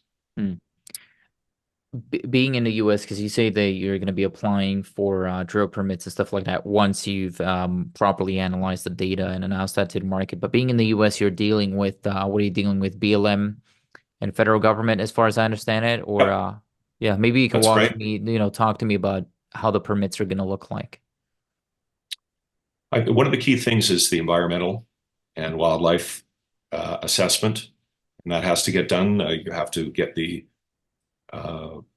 you hire people to go and do these assessments. They go on the ground and then provide you with a report, and then you file for your drill permit. So there's some other steps, but you're looking at several months at least to get the permits. So my understanding is it would be at least 5 months after we file. So we're looking at if it would be a late summer start to a drill program, and that's anyway. There's some broad sketches of how it would look. One thing I will say is Wyoming is and the environment in Wyoming is really supportive, and federally, in terms of getting drill permits, doing work on these projects. Everybody, local, state, federal, it's all systems go in terms of uranium in Wyoming. And so, yes, you have to do everything. You have to get access, the rights to access from ranchers, and you have to get the environmental and the permit, et cetera, and all that has to be done properly by the book. But everybody's really supportive. So, okay, you're mentioning the ranchers. This is Wyoming, so you obviously a couple of those out there at least. What is it cattle grazing on those lands going on right now as we speak? I believe so, cattle and sheep. And I'm not sure what else exactly, but those two. And yeah, lots of ranchers, but they're familiar. These families go back, 150 years plus right there. They remember Union Pacific doing all this work. They still people know each other who worked there, who were involved, and the ranchers are generally very supportive, is my understanding. You haven't spoken to them personally? I have not personally. Our Pete Smith, the CEO of Rush Rare Metals, has. I'll just remind your viewers, we signed this deal October 18th. So that's only a few months ago. And it's snow, there's a lot of snow in Wyoming in our area now. So that's why I'm not there on the ground talking to ranchers. Right. We have to wait another couple months to get back there. Okay. Yeah. Do you have an idea of what drilling costs are going to be per meter in Wyoming? I know it depends on the topography, but I believe you're at the beginning of the mountains, so you're not in the actual mountains. But you have an idea of what drilling costs might be? We've been talking about it, talking to groups, but we estimate if it's diamond drilling to get oriented core, et cetera, we've got $100 to $150 US a meter, kind of all in. Oh, that's very cheap. You mean assays too? I don't know. We've really been ballparking it. The thing is access is really easy. We're just north of Riverton, which is a center. There are some drilling companies. You just drive an hour up the road, take a right up it's less than that. Call it half an hour up the road. Take a right on a gravel road for another half hour, and you're there, and access their roads to our site. And the ground is probably favorable for drilling. So, mobilization, demobilization, and the drilling itself, all pretty easy. And we don't necessarily have to do all diamonds. So other types of drilling are less expensive too. Sure. So, Yeah, well, you could go RC depending on how deep you go, but that's probably going to depend on your analysis of the data, and that's probably coming in a couple of months. So maybe not too much to talk about there.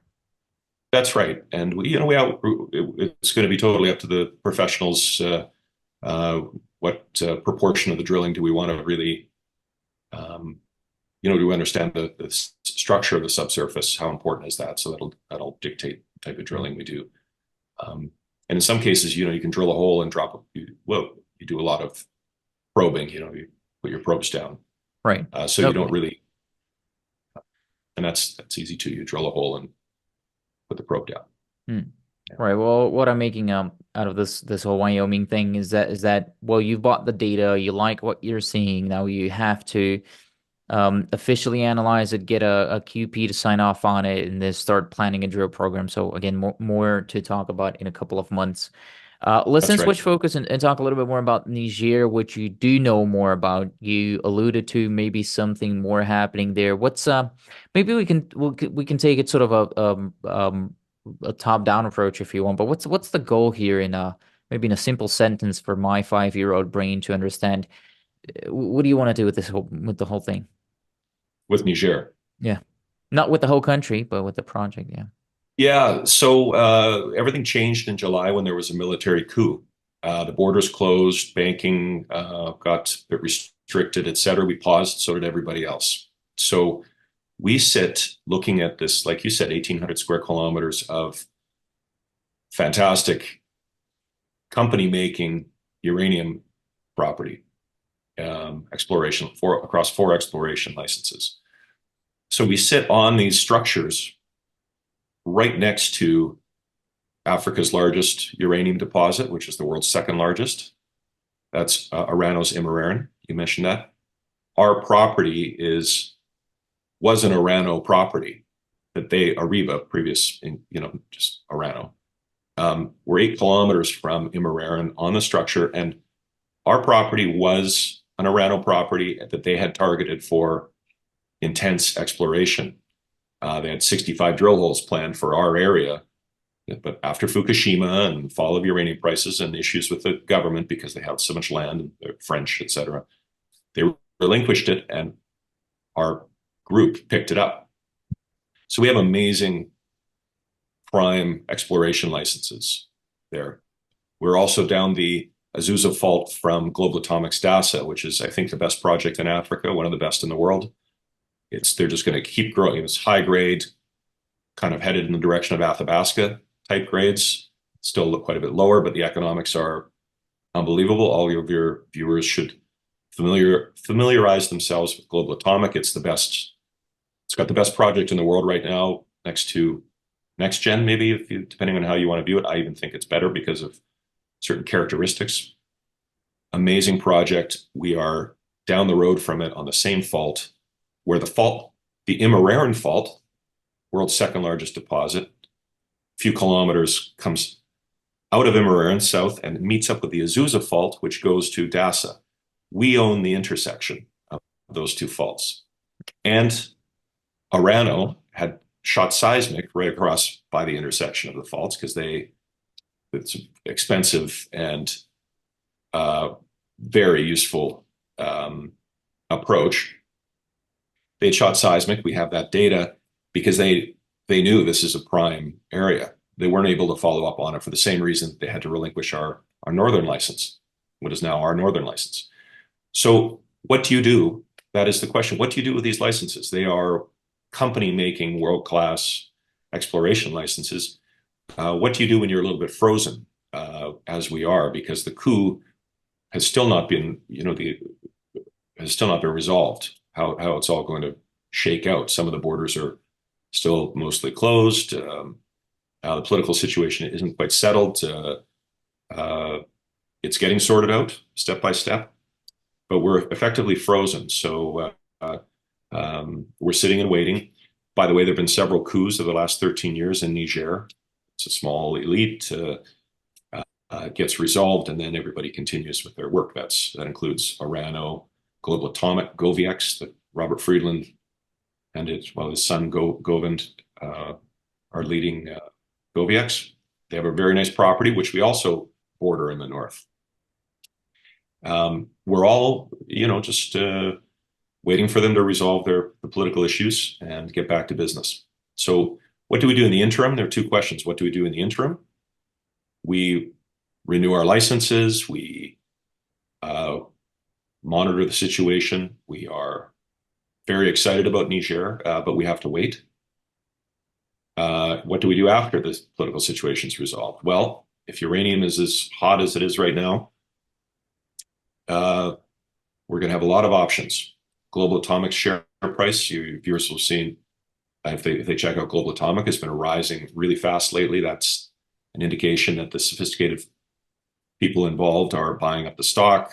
They know that Global Atomic has lots of options, and it also, a lot of people have sort of an understanding and a closer understanding of what's going on in Niger politically. This indicates optimism about resolution in Niger. So as Global Atomic goes up, our value goes up too. We will have great options. Explore, joint venture, spin out, strategic things. It's there's huge value. I mean, that was our company. It was Niger up until July and really up until October 18th. And we had a 40-cent share price, 41 cent share price, just taking into account Niger at its peak earlier last year. This is because people who really understood it, understood the big value there, and the potential. So it's very exciting in itself. So then we did this deal to get into Wyoming, this project that neither we nor our joint venture partners, Rush Rare Metals, when they granted us a 75% earnable interest, mind you, for a really fair consideration package, as you can see. Neither of us really understood what the data was going to tell us. We didn't know that there was going to be big historic resource estimates. It could have been just an exploration play where we just have to find out if there's uranium there. Turns out almost 100 million Canadian was spent on our project, and it was almost a mine, and et cetera, what I went through before. So we've kind of hit the jackpot. I've gone off on a tangent here, but I just want to make the point that sooner or later the world, and it's starting to happen, is going to understand what we have and re-rate, because we're not some junior exploration company in the uranium space. We have really exciting projects in Wyoming and a company maker project in a bunch of licenses in Niger. So that's all. It's all ahead of us, which is very exciting. Is there a potential for you to use those assets in Niger to fund your exploration program in Wyoming, and is that kind of the plan, basically? Oh, that's an option, probably. There's some. Let's see what kind of deals we decide to do, if any. But there's absolutely there's that potential. Yeah. Again, I'm getting a lot of it depends, and that makes sense to me. But it also makes sense. It also probably means that we can do a lot of other conversations in the future to talk about some of these things that a lot of which is sort of up in the air right now. You also have Miller Mountain going on. There's an option on there. You're in a JV. What do you think? Are you going to be contributing to that JV budget, or are you going to dilute into an NSR? Neither. So we have 50% of it. Neither of us, neither we nor Probe, our partners, I think, are interested in advancing or worrying about it at the moment. Junior gold is not in favor. So it doesn't cost us anything to hold it, $3,500 a year or something. And so we're just going to wait and see on that. we don't have plans for it. We're not going to spend any money on it. Do you have plans for listing in a different exchange, by the way? Because what I'm thinking about is what you just previously said, is that the world needs to hear about this thing. And so you basically have to, well, make sure of two things: is that you're out there telling the story so we can talk about that. But so you got to make sure, you got to make sure that people can buy your stock. And to give you an example, a lot of European brokers would not allow people to buy anything on the CSE that's under 40 million market cap. There's different Yeah. situations. So are you thinking TSX-V or something else? That's a great, that comes up. If, our CSE listing is a legacy of the when the company was formed. It was not clear which direction the company was going to go. So it's a CSE listed company. We've thought about it. We are listed on the OTC. Symbol is MYRUF, and we're on Frankfurt C3Q. So traders, buyers, investors, etc., can access us. Maybe the spreads are not as it's not as favorable to a buyer to try to buy on those markets. I'm not really sure, but those are options. An interesting idea, because I do believe we're going to get a big re-rating, would be to focus on the U.S. With a more senior exchange in the U.S. as we get recognized and have a lot more, much higher market cap and money, etc. Not cheap though, so probably a lot more money that you need for that too. I'm hearing different numbers around getting listed on NASDAQ, but there's a recently interviewed Vision Uranium. They're trying to do that as well. So setup fees can be relatively high. Big. So insurance, that's also a thing. Yeah. Everything, insurance is expensive, etc. Yeah, no, there are reasons. However, the United States is going nuts for uranium right now. Politically, there's obviously, Russia, etc. You maybe have covered that in other interviews, and your viewers are probably quite up to date on what's going on. But massive support for U.S. uranium already, and it's just going to grow. And so, maybe it pays for itself. You list in the U.S., you raise a huge amount of money, and you do really. Oh, pardon me here. No worries. And you raise a huge amount of money, and you do big things in the United States to advance your project and turn it into something. I mean, you can do the math on not that people, by the way, you should not do top line math. I mean, you don't multiply 63 million pounds of uranium times $105 and then expect that the project's going to be worth $6 billion because it's not. There's a lot more to it. However, it's very tempting to do that kind of back of the envelope math, isn't it? I mean, $6 billion worth of uranium estimated. You subtract the cost to extract it. That's potentially still a lot of money. And if you turn that into a market cap, you would qualify for one of these big, raise a ton of money. So there is that potential there. Yeah. Well, and also in the meantime, you gotta make sure again that you're telling the story as we said to be able to get there, and you gotta have those plans. Is that where you think you're gonna be ramping up marketing and going to conferences and stuff like that? Do you wait for all that news that you told me about to be out and then go ahead and start doing that, or are you going to be kicking off something shortly? Yeah,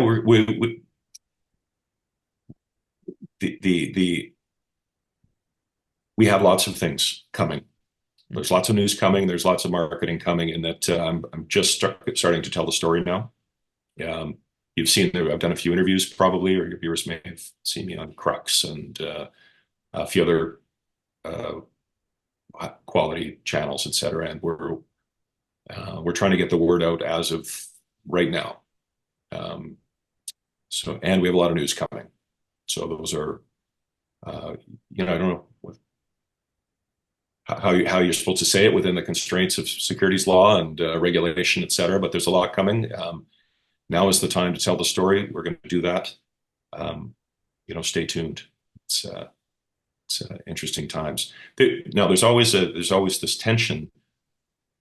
We have things we're in the middle of trying to achieve. If we open the kimono or whatever, give everybody too much insight into what we're doing, sometimes makes it a little more difficult to achieve strategic ends. So there's that tension. But there's a lot going on behind the scenes. Lots of news to come. We're getting started telling the world about Copper Mountain and reminding people about Niger. Watch what happens when the Niger political situation stabilizes. Everybody, things are going to go parabolic in Niger, because it is the place, in my view. Athabasca is complex, access is difficult. You got to go, you got to refrigerate the ground. You got to, you need robots. It's takes forever to get, to figure out how to get a mine permitted and start extracting. A long, long time, 10 years, 15 years. Niger, it's 2 years, and access is across a desert. And the country is, when it opens up again, is going to be full speed in terms of uranium. So Niger is very interesting. And Wyoming is also, anyway, I go on and on. Apologies. Niger is extremely exciting. I mean, the access is great. It's full of companies investing heavily. It's also going to go parabolic in Wyoming. All right, Tom. Well, I think I'm making sense of this. What is what am I missing here? What am I not asking you that I should be asking you here at the end? That's a good question. Let me think. We have a lot of catalysts coming up, and we've talked about them. But maybe I'll recap a few of them.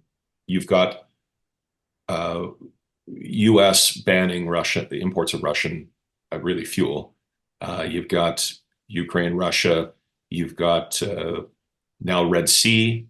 You've got Kazatomprom is going to give guidance, and I think they're going to lower their forecasted production. Cameco production issues. Niger, that's 4% of the world's uranium, et cetera. All these things, supply is constrained, demand is going up. That is a catalyst. Wyoming, very exciting. That's a catalyst. These things are independent of the company itself. And then on top of it, we've got ourselves great assets. So that we're going to be able to, really turn into something. We have about, as you said, we had about $300 and some odd thousand in October. We did raise 761,000, and we don't burn a lot of money. So a lot of that 75,000 that you talked about was not part of the head office costs or that sort of thing. So it's for the accounting. We're a very low burn company.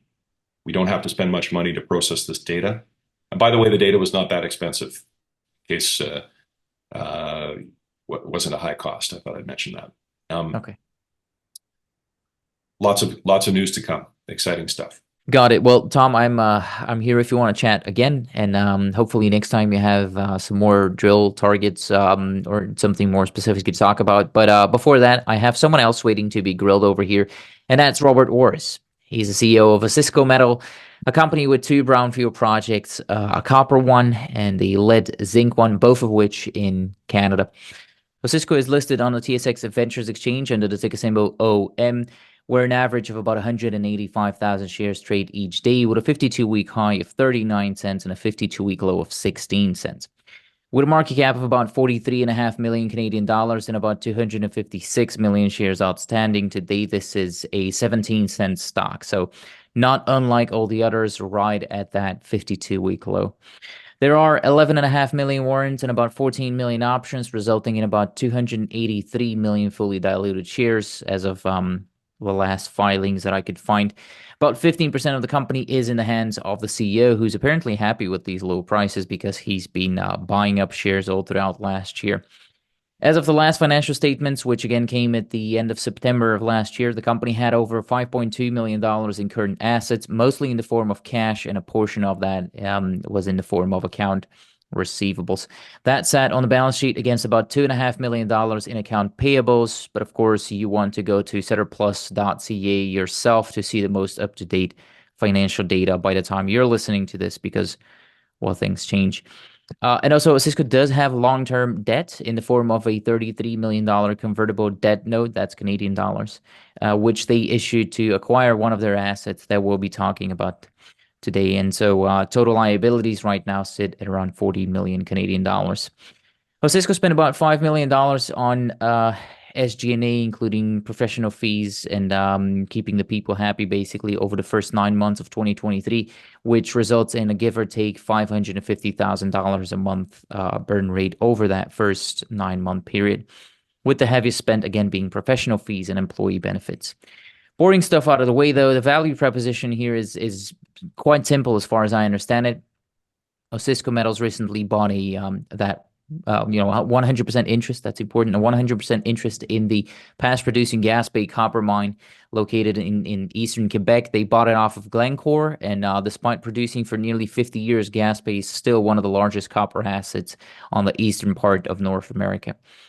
The mine was discovered over 100 years ago, actually, and after going into production in 1955, Gas Bay produced quite a lot of copper.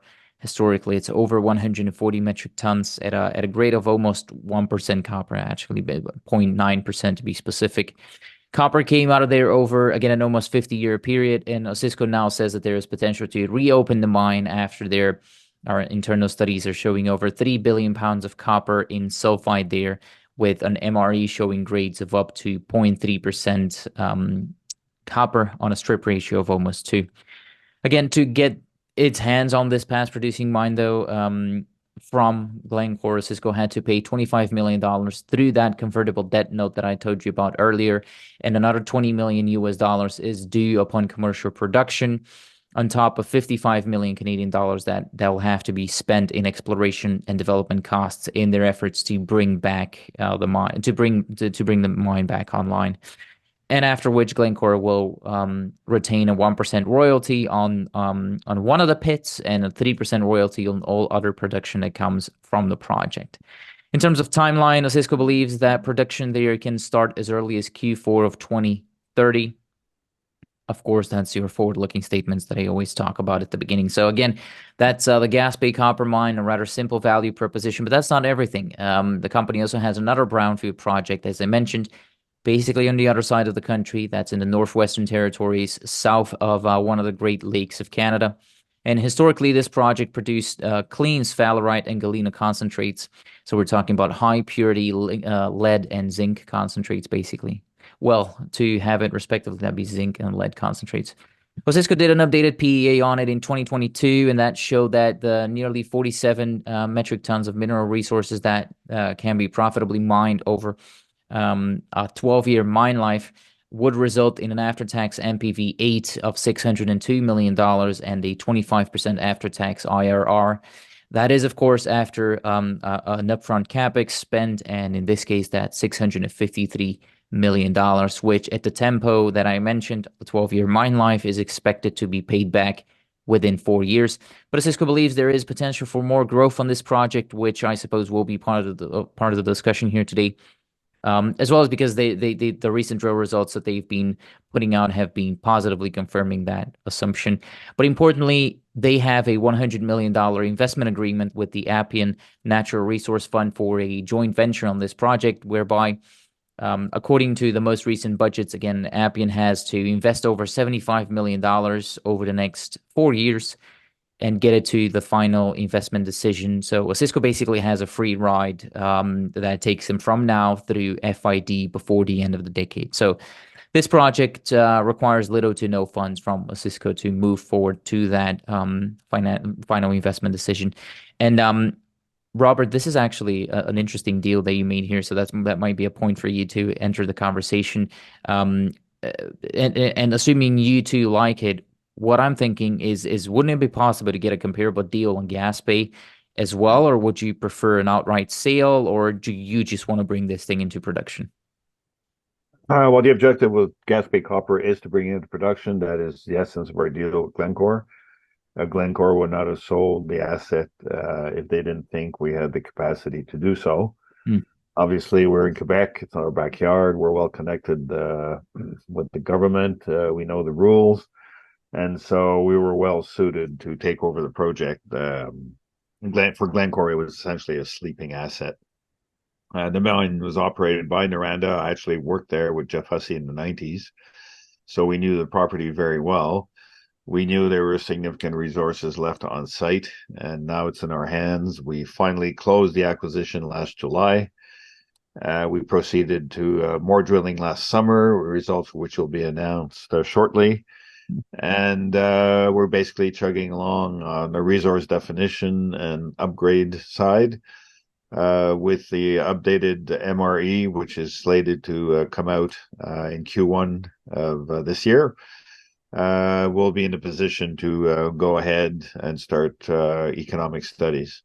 So we're very bullish on copper. To be clear, this project is a bet on copper. Our economic modeling internally indicates we need 420 long-term copper to make the project viable economically. And of course, given that we are still 5 years away from permitting construction FID, we firmly believe that copper prices will significantly increase between now and then. And this year's copper forecasts, which have started coming out in the last month from big banks in North America, are all very bullish on copper. In fact, more bullish than I've seen in a long time. Banks are usually very conservative. But the bottom line is we are headed for a copper deficit, a global copper deficit. Originally slated actually for 2025, but now with the closure of Cobre Panama, it looks like we may enter a deficit situation at the end of this year. So that bodes well, obviously, for copper spot copper prices long term. It's interesting you should mention that the asset was a sleeping asset for Glencore. Why'd they let it sleep? Basically, I mean, Glencore's one of the top 5 in the world, tens of billions in EBITDA every year. This, to be clear, is not a tier 1 copper asset. It's a tier 2 copper asset with 3 to 3.5 billion pounds of reserves that we believe we can prove up eventually. So on a global scale, it's tier 2. And for a very large company like Glencore, only tier 1 assets would really make the needle move. However, it was sleeping and not producing anything for Glencore, so it was a good move on Glencore's part. You take a sleeping asset, let someone else develop it, no risk, and then you collect on the concentrate. Glencore, as essential to the agreement, was that Glencore gets all metal concentrates coming out of the property. So for them, it was a way of converting an idle asset into production for concentrate. Right. And you also have to put quite a lot of money into it. As I said, $55 million over 4 years, something in those 4 or lines. 5 years. Yeah. Okay. Would you think as much as the timeline allows, that's dictated by permitting. Right now, we're looking at a 5-year time frame. Okay. But do you think the Canadian government might be willing to finance part of that as part of the critical minerals the investment efforts or something along those lines? Or like how else are you going to finance it? Well, obviously, I think Quebec government's going to want to get involved in financing. So you mentioned early on bringing in a partner. Our partner of choice would be Quebec government through IQ, Investissement Québec. That's right, yeah. And but the idea, one way or another, we would eventually want to bring in a partner, not a majority partner, but a minority partner to advance the project. And given the state of capital markets in Canada, you need to do that, and that's why we did it with Pine Point. For resource developers such as ourselves, capital markets really aren't there anymore. So you used to be able to advance the project through essentially debt financing, equity, and maybe royalty. But the equity markets just aren't there anymore. They're far too dilutive. So you end up in a situation where you don't want to do 100% debt either. So the solution is to give a portion of the prize away and bring in a partner. And honestly, for good projects, I could do this all day, right? Just acquire good assets, advance them to a point, usually a PEA level, where partners are willing to come in. And then you give up a portion of it to finance it to FID. It's a good formula. It's a good Right. formula. Yeah, sure. Provided that you find good enough assets to get the Of big course. parties interested in. So that's not that's Yeah. obviously the chance. What's the timeline? Because you're mentioning PEA. Is that when you expect IQ sort of to start Yeah. getting involved? PEA. So Yeah, that's they what, would 2025? well, it's not just IQ. Any partner would want at least a PEA level project with with a resource that's at least at the indicated level. Yeah. Okay. When do you think that comes for Gaspé? It should come in within the next year, this time next year, I think. Okay. Oh. So that's because I mean I believe that's also the timeline that you have on your presentation that I've got over here. I Yeah, mean, right now we hope to be at FID by the end of 28. There might be more drilling to do. Actually, just 2 months ago, we came to our attention that there's resource potential at Needle Mountain from an old report that goes back 10 years. I'm a bit skeptical, but we're taking a deep dive on this right now. If it's true, it's going to make a very nice starter pit, actually, ahead of Copper Mountain. So it's quite exciting for us because it's going to make a big difference to the mine plan. So if that's the case, we'll have to add an additional year of drilling. But as it stands now, the schedule calls for FID by the end of 2028, construction 2930, and starting production late 30 or early 2031. okay. Yeah. And, Yeah, that's and that's seven compared year. to the rest of the planet, that's quite a fast time frame for production. Well, that's exactly the thing that I was going to talk about because that's that 7 year timeline that you talk about, quite aggressive, specifically for Canada, and especially with what's going on a global scale. I don't want to compare it to Pebble in any way, but Pebble pops to mind because of environmental challenges and whatnot, and other just let's call it red tape challenges across the Yeah. globe. How do you look at that specifically? Well, that's where we're in Canada. It's still much easier to get things permitted in Canada. There's little jurisdictional risk in Canada, and permitting risk, again, little because it's rule of law. Most provinces, well, all provinces, have a very clear process for permitting. So you know exactly what you're getting into from day one, and you know what timelines involved. It's basically a process, Right. but the process is clear, and there's no reason to believe that any decent project, especially in a critical mineral space, would be refused. That's the beauty also dealing with brownfield sites. They've already been impacted.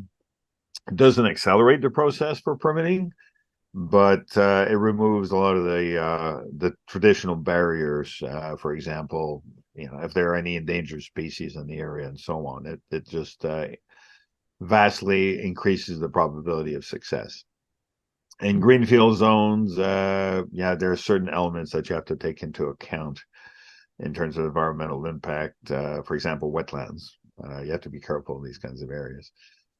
So in the case of Gaspé Copper, I see no red flags at all in terms of getting this permitted within the time frame that we set out.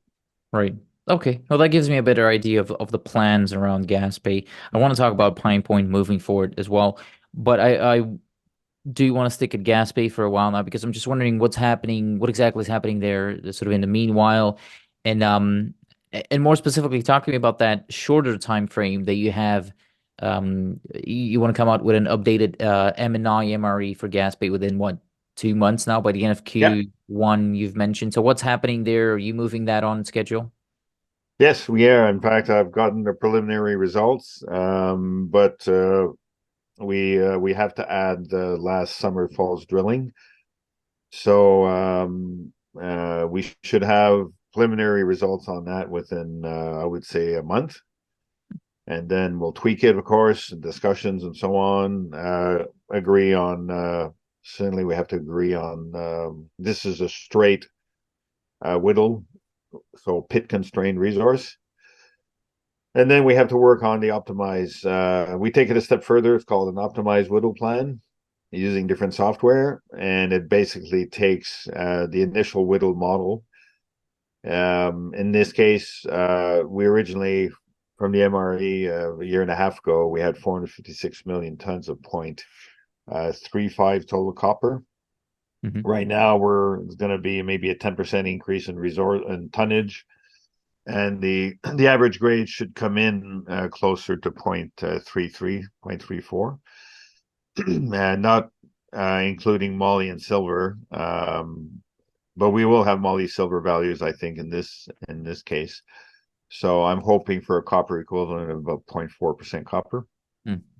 And then we're going to proceed to do an optimized whittle. So what an optimized whittle does is you put in a preliminary cash flow model, and then basically you peak out your pit at maximum cash flow, and you discount. So it's basically an increasing curve. It's cumulative, and when the curve flattens out, that's when you basically draw the limit in terms of where you want to be in terms of optimal pit. And that pit will dictate also the mine life of the project. So I anticipate we should be able to cut the pit at about 23 years of production, which is ample to get a permit. Keep in mind, for social acceptability, it's very difficult, certainly in a country like Canada, to come up with a mine plan that's less than 20 years. It's just the way it is. If you talk about, depending on what region you're in, but especially if you're in your populated region, it'll be difficult for people to accept a mine plan that's less than 20 years, because in their view, in terms of employment and environmental risks, it's just not worth it. So we always try to design a mine plan minimum 20 years, and that's sufficient to get across the permitting hurdles. So if we translate that to Gaspé Copper right now, I anticipate our optimized whittle and mine plan will be between 20 and 25 years, which is plenty. It's not going to be the entire resource. The big advantage, though, is that it's going to drastically reduce the strip ratio, because most open pit mines, as the mine advances, the strip ratio goes up. Yeah. So if you slough off the last 5-6 years of production, you end up actually with an economic model that's far more attractive. So that all this will come out in the next MRE, in the next before the end of Q1, and that's going to allow us to carry on with trade-off studies for the PEA, which, if all goes well, we should be able to complete by year end. But again, that also assumes that we can use 420 copper in our PEA. Right. We're not there yet. We're not there yet. But most importantly, MRE before PDAC. That's what it comes down to. Yeah, that's what I'm shooting for. Okay. Well, no, sorry, not before PDAC, before the end of Q1. Okay. It would be nice, but that's only a month and a half away. So. Okay, so that's not doable. No, it's going to be too tight. Okay, sure. Okay, what is how much of the final product is going to be of the revenue? Do you think is going to be made up of silver and moly? Because you mentioned that there's some about 15%. Okay, so I mean it's primarily copper. So and in terms of equivalent grades, you're shooting for 0.4% EQ. I'm hoping to get 0.4, copper equivalent. Okay, good. When you mentioned drastically lowering the strip ratio, what are we talking? Because its strip ratio is 2 right now, if I'm not mistaken. 1.9. We hope to get it to 1.1, 1.2. Oh, okay, that is drastically lower. Yeah. Good. Yeah, it's different. Yeah. So what's happening there right now as we speak? Is there anything going on at the asset level? No, not right now. We finished the drill program in the end of October. And right now, the only thing going on is property maintenance, the water treatment plant, and so on. We are launching our stage 1 environmental impact study this year. So the environmental crews, they have to, the first thing you got to do is do bird population density studies spread across the season. There's one endangered bird species on site. No salmon? Pardon? No salmon? There is salmon in Porphyry Brook up to the old dam, the old tailings dam. That was documented last year. The other aspect that we want to do this year, we want to dewater the pit. So we launched the permitting process last fall in order to get the permit. Good news is that the water in the pit is very clean. It's below thresholds for all heavy metal contaminants. So straight dewatering without water treatment is now doable. So now it's a question of completing studies to get approval for the rate of dewatering, because there are salmon fingerlings in the Porphyry Brook. That Porphyry Brook leads to the York River, which is a significant salmon river in Gaspé. The dewatering volumes have to be monitored and designed so that it doesn't impact the salmons, especially during the salmon runs. So that entire study will be completed this winter, and we hope to get our permits next summer. We can start dewatering the pit. And I anticipate that it's going to take 2 to 3 years. So while we're carrying on with other permitting aspects, we can start dewatering Copper Mountain Pit. I want to get back into the pit itself to start to do more drilling, especially in the first 100 meters below that pit. I think there's an opportunity there to get much higher grade ore in the order of 0.5, 0.6, with also significant moly. And that needs to be drilled off. And because the pit is flooded, we were constrained to drilling around the pit, which so far has proven quite expensive. Because when you're on the lip of the pit, you have to go to 200-300 meters of waste rock before you get into the ore zone. But by being able to drill directly in the pit bottom, we'll be able to quickly get measured resource in the core of the higher grade core of the ore body. So that's part of the process for this year. So yeah, the only thing happening this winter is launching of environmental impact studies, bird studies. Believe it or not, it seems to involve people sitting in the woods just measuring bird calls, recording. How much does that cost? Like, that's an industry in and of You itself. don't even want to ask. I literally have to pay for people to sit in the bush and record birds. So, well, I don't have to complain. I sit in front of a camera and talk into a microphone for a living. So yeah. I'm kind of but at least you're not freezing at -25. Good point. It is good point. It's actually like 20 degrees inside. Yeah, I'm a little better off.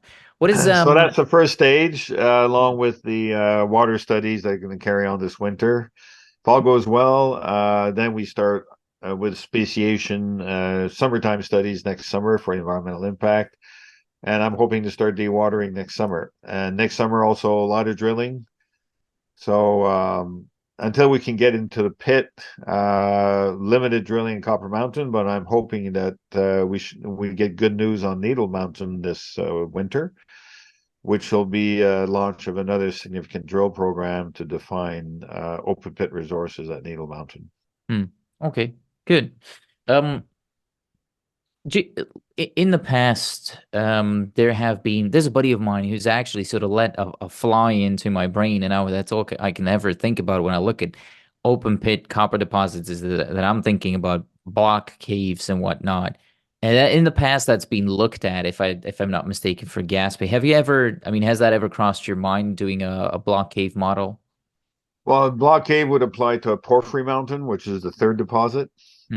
Gaspé copper, but it's down 1,200 meters. Yep. We've taken a look at it. We're going to keep looking at it this winter to try to get a crude resource on it. They're only about 15 holes into it. So you can't even get an inferred resource. The issue is that it's the top of the deposit is down 1,200 meters, and the bottom is 18 to 2,000 meters down. It's very deep. Yep.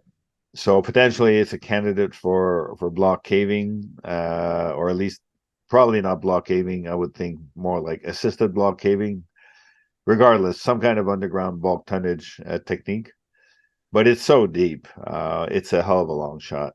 It's a hell of a long shot. So near-term plans, that's the kind of thing once the mine is in operation, during the life of mine, you could start drilling and take a serious look at Porphyry Mountain.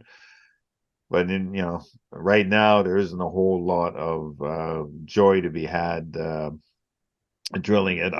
In my previous marketing, I spent a year saying, "Hey, look at Porphyry Mountain, great drill intersections from 1995 to latest ones were 2012.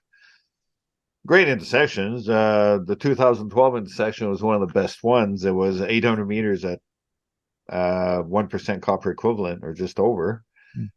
But of course, people see that it's 1,200 to 2,000 meters depth, right? So right away, the investors see that this thing is so deep. It's a hell of a long shot, and it really doesn't make much sense to us right now to spend money on this.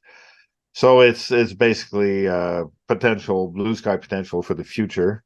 Obviously, if copper does go to $6 a ton, as Goldman Sachs predicts, $6 a pound, all of a sudden Porphyry Mountain is going to look interesting again, right? Yeah. But we're a long ways from that.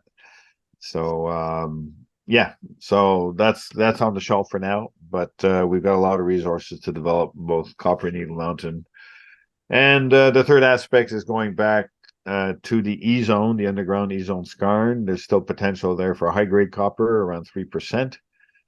And not large tonnage, probably only a couple of million tons. But if you bring that into the early mine plan, again, it has a significant impact on IRR because you could blend it with the open pit ore, and that brings in a lot more copper production earlier on. Yeah. And that'd be easy to get back down there. It's flooded, but once we dewater Copper Mountain, the underground workings down the level of C zone are probably going to dewater along with the pit. And then it's a question now of applying for another permit to dewater down to lower levels to reach the E zone. How much money are you spending on that? Dewatering? Yeah. Or we don't have a budget yet. It depends again on the rate. Okay. But it's just pumping water. It's not complicated. Okay, but you have a company come in and do that, or would you build a pumping No, station? we could do it ourselves. Again, we got an engineering firm looking at the best design right now. To minimize impact on Porphyry Brook, we're actually considering putting in a pipe from the dam straight into the York River, and that's going to avoid Porphyry Brook altogether. Right. So if we have to do that, it's 3.5 kilometers of movable piping that allow it to pump. Yeah. So as I recall, I think there are 140 million liters. Anyways, it's not a whole lot. It's not an issue in terms of volume. It's a question of getting the government comfortable with the output rate. And Okay. once we have that, yeah. But I was very happy to see that the water is very clean, and the environmental regulations, we pretty much had to analyze the entire periodic table, plus about 50 organic compounds. It's just insane what you have to analyze for before you pump. But the assumption from the government is always that mine site waters are contaminated, and you have to prove that there's nothing in there, including PCBs. And once that's done, then you can start pumping. Right. Okay. So you're looking at birds, you're pumping water. What is it? Yeah. Oh, you're doing some met work right now, if I'm not Yeah, mistaken. a lot Talk to me of good about that. network program. The results should be in by the end of February. Okay. Looking good so far, better actually than we expected. So that's for both copper and moly, and also we'll be able to get numbers on silver recoveries as well. Okay. But you're dealing with different types of rocks, if I'm not mistaken. On the mines. Not really, no. No, Okay. the Copper Mountain pit is pretty homogeneous in terms of rock type. The central part is more fractured than the periphery, but it's the same rock type. It's just a level of fracturing in the core where there's higher grade mineralization. Because I watched that video of yours. There's a short clip on your Twitter profile where you were showing sort of the veining and whatnot, and I thought it was different types of rocks, but I No, must have it's, done it's that all the wrong. same. The veining is called porcelainite or hornfels. It's hard rock. It's all the same. The only different ore type that's present in Gaspé copper are called skarns. Hmm. And those were the underground operations were all in the horizontal skarn horizons, which are typically higher grade, more fireable, Right. easier to mine. But the Copper Mountain pit is all within altered hornfels. Okay, and that's harder rock, Yeah, it's basically, is hard. what it comes down to. Yeah, we expect a work index probably 15, 16 on those rocks. Oh, okay, yeah, got it. Yeah. And that basically why that matters, as far as I understand it, correct me if I'm wrong, is basically operating costs. Yes, Um, cost of grinding. Yeah. okay. What is it? Yeah. What do you, any gut feeling, something that you can or are allowed to tell me on a per ton basis of what you think operating costs are going to be? No, not yet. We're not there yet. We've Hmm. got ballpark figures, but that's just based on global averages. It's not we don't have to study this because along with the met testing, we're doing grinding work.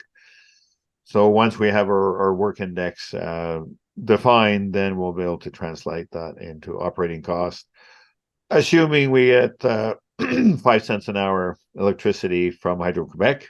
Hmm. And right now that's up in the air.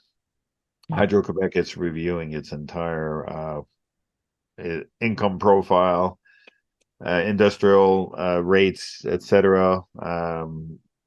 Basically, right now, the state that it is in Quebec, Hydro-Quebec does not have the power generation required uh, to supply all the industrial projects that are on the table right now. Okay. So, for example, I was mentioning earlier on the Northvolt project, the battery project that was financed by the government.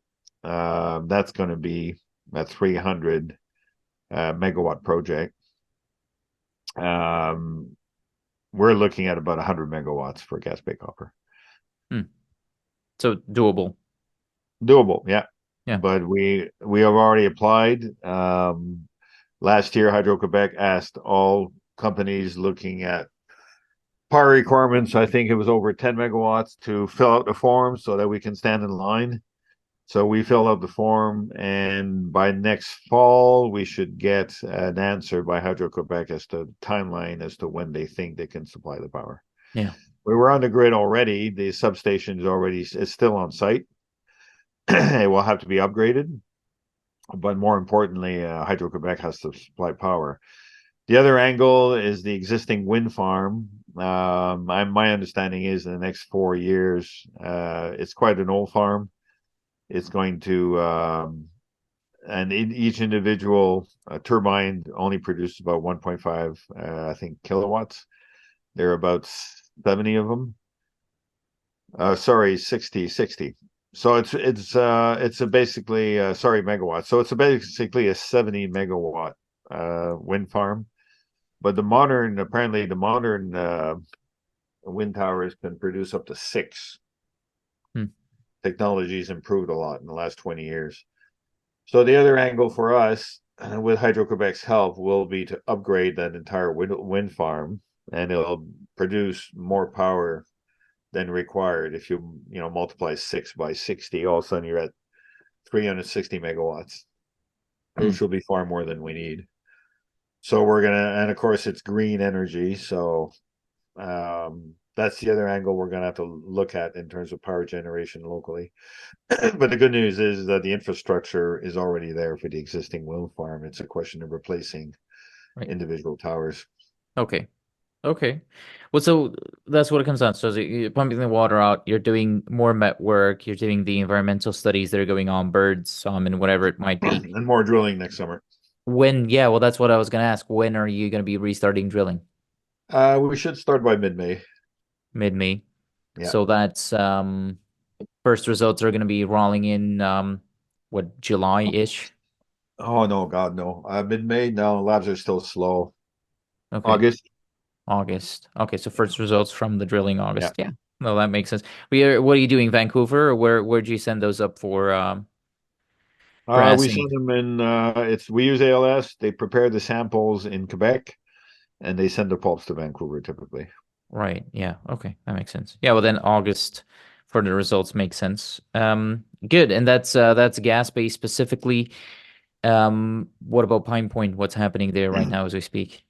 So Pine Point's chugging along, mostly focused on the environmental process. We pretty much finished our resource definition project. So again, Q1 this year, we're going to issue a new MRE at Pine Point, which will be mostly indicated resources. We're also launching next week, I think, certainly by the end of the month, a new drill program at Point Point. It's a $3 million budget. 10% will be finishing off resource definition on a couple of, one prismatic zone, which is high grade. And the rest of it is pure exploration. So we're going to be targeting geophysical anomalies, structural anomalies. So what we want to do now in terms of exploration at Pine Point, we finished evaluating pretty much. I thought I put that on silence. We finished working what's called a sulfur point horizon, where most of the resources are.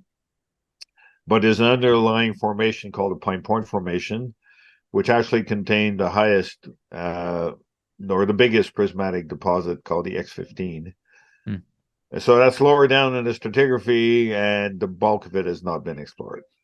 So we're going to try to focus our exploration on the lower levels this winter, in the hope of defining something, an X15 type in lower stratigraphy.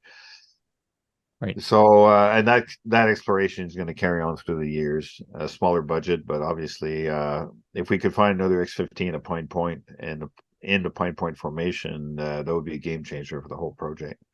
But right now, I anticipate we'll be over 50 million tons, and close to between 45 and 50 in the indicated category. So that'll allow us to go forwards to complete the feasibility study at Pine Point. And that's smaller budget. What does that mean more specifically? Right now, we've got $26 million, which Appian is financing, slated for the 224 budget. Yep. And that's within the 75 million that I talked about earlier, but that's all Appian. Like you're basically not going to have to put any hard dollars into this. No. Okay. No, Appian's acquiring their interest and spending all the money. And we have it's a good partnership. Very excellent technical team. We have regular meetings, and we're moving ahead with the plan, what was originally planned and budgeted. Good. So it's the kind of project that's right now on time and on budget. Right. Okay. And then I'm just trying to get sort of a full picture on how much money you're spending this year, where it's going. The 550 in terms of G&A that I mentioned, 550,000. Is that what you're targeting a month for G&A, or is it? Oh no, we've got the G&A down. Jeff has moved on to Pine Point full time. Okay. So right now, our burn rate is going to be about 250 a month, and reduced down to 250 a month in OM. Well, that's a big jump from 550 to 250. What are you cutting? That's not old Jeff, I'm hoping. He's good, but he's not that good. Yeah. No, just cutting down on the number of items. I'm going to try to do more Zoom calls. I mean, I did for example, a 3-week marketing run in Europe last fall. Yep. It's really expensive. Cost of flying, cost of hotels, cost of food. It just goes to the roof. So you have to do some marketing in person, but I'd like to go back to doing more Zoom calls, such as this one. It's cost efficient.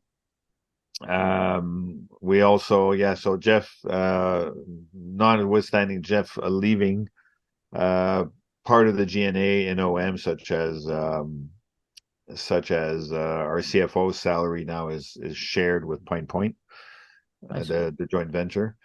So yeah, as I said, I think I can. We've come out of budget this year to whittle it down to 3 million for the year. Yeah, good. For J- Okay. Okay. But still, with the money they have going on, they have on in the bank account right now, what's that, about 5 million bucks, a little less, I assume by now. No, right now we're down to a couple $1 million, but I'm closing a, a deal where right now with Pine Point to bring in more income, avoid equity financing, which will bring in cash into OM, exclusive of equity. I can't get into the details, but it's right now. It'll be announced soon. Oh, okay, So yeah, sure. I will be fully financed for the year. So no, I mean no equity raise before the end of the year, basically. Well, I might do a couple of million internally for flow through, but that's about it. Sure. Okay. Yeah. Good. Good. And And then I budget guess, on gas paid copper, I haven't finalized it yet, but I'm looking, I think, between PA environmental, we're probably looking at 4 or 5 million this year for gas paid copper. okay. And that's I mean, again, that's flowed through that you can raise, what is it, 60% in Quebec?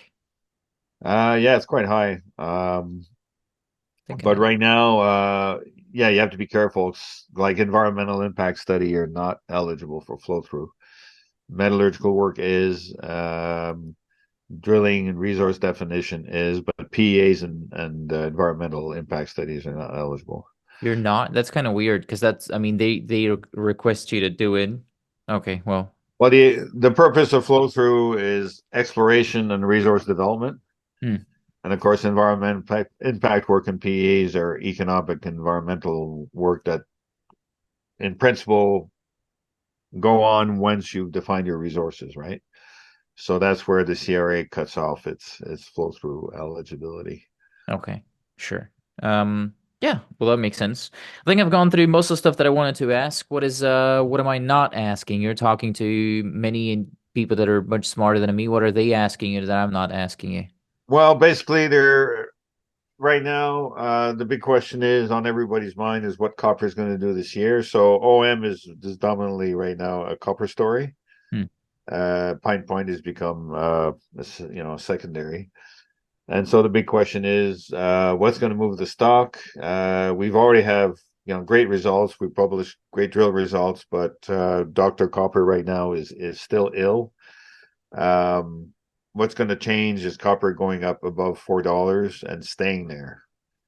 When I signed on gas pay copper option, copper was at 450, and I thought, great, perfect timing. And of course, in since then, starting late 2022, copper just floundered again and reached a low about 360 last year. It popped up to 395 in December and now slid back down to about 375. So it's still low. We need to see $4 copper, and I'm absolutely certain we'll get there this year. And that's going to be the catalyst, I think, for certainly not only for OM but any copper development story in Canada. And bottom line is, Gaspé Copper is not a tier one global copper asset. Well, I like to tell shareholders I'd rather have a tier two asset, an excellent tier two asset in a safe jurisdiction such as Canada with no permitting risk or very little, than a tier one asset in a country where I could lose it tomorrow, basically. Yeah. So Canada is still a great place to be in for mining development with very low jurisdictional risk. And that's food for thought, certainly when investors are looking for exposure to copper. Yeah. And what I often, not that it matters what I say, but what I often say is that I don't care about what you label it, tier one, tier two, or tier 17, as long as nobody steals it away from you and as long as you can make money on it, as long as it has a Exactly. good margin on it. That's what I care about. You call it whatever you want. And Yeah. that's what you're proving up this year with these studies that we went through, met work, more drilling, the pumping of the water, the birds, and so on Yeah. and so forth. So it's making sense. Thanks so much for sitting down with me. Well, thank you very much. I appreciate the opportunity.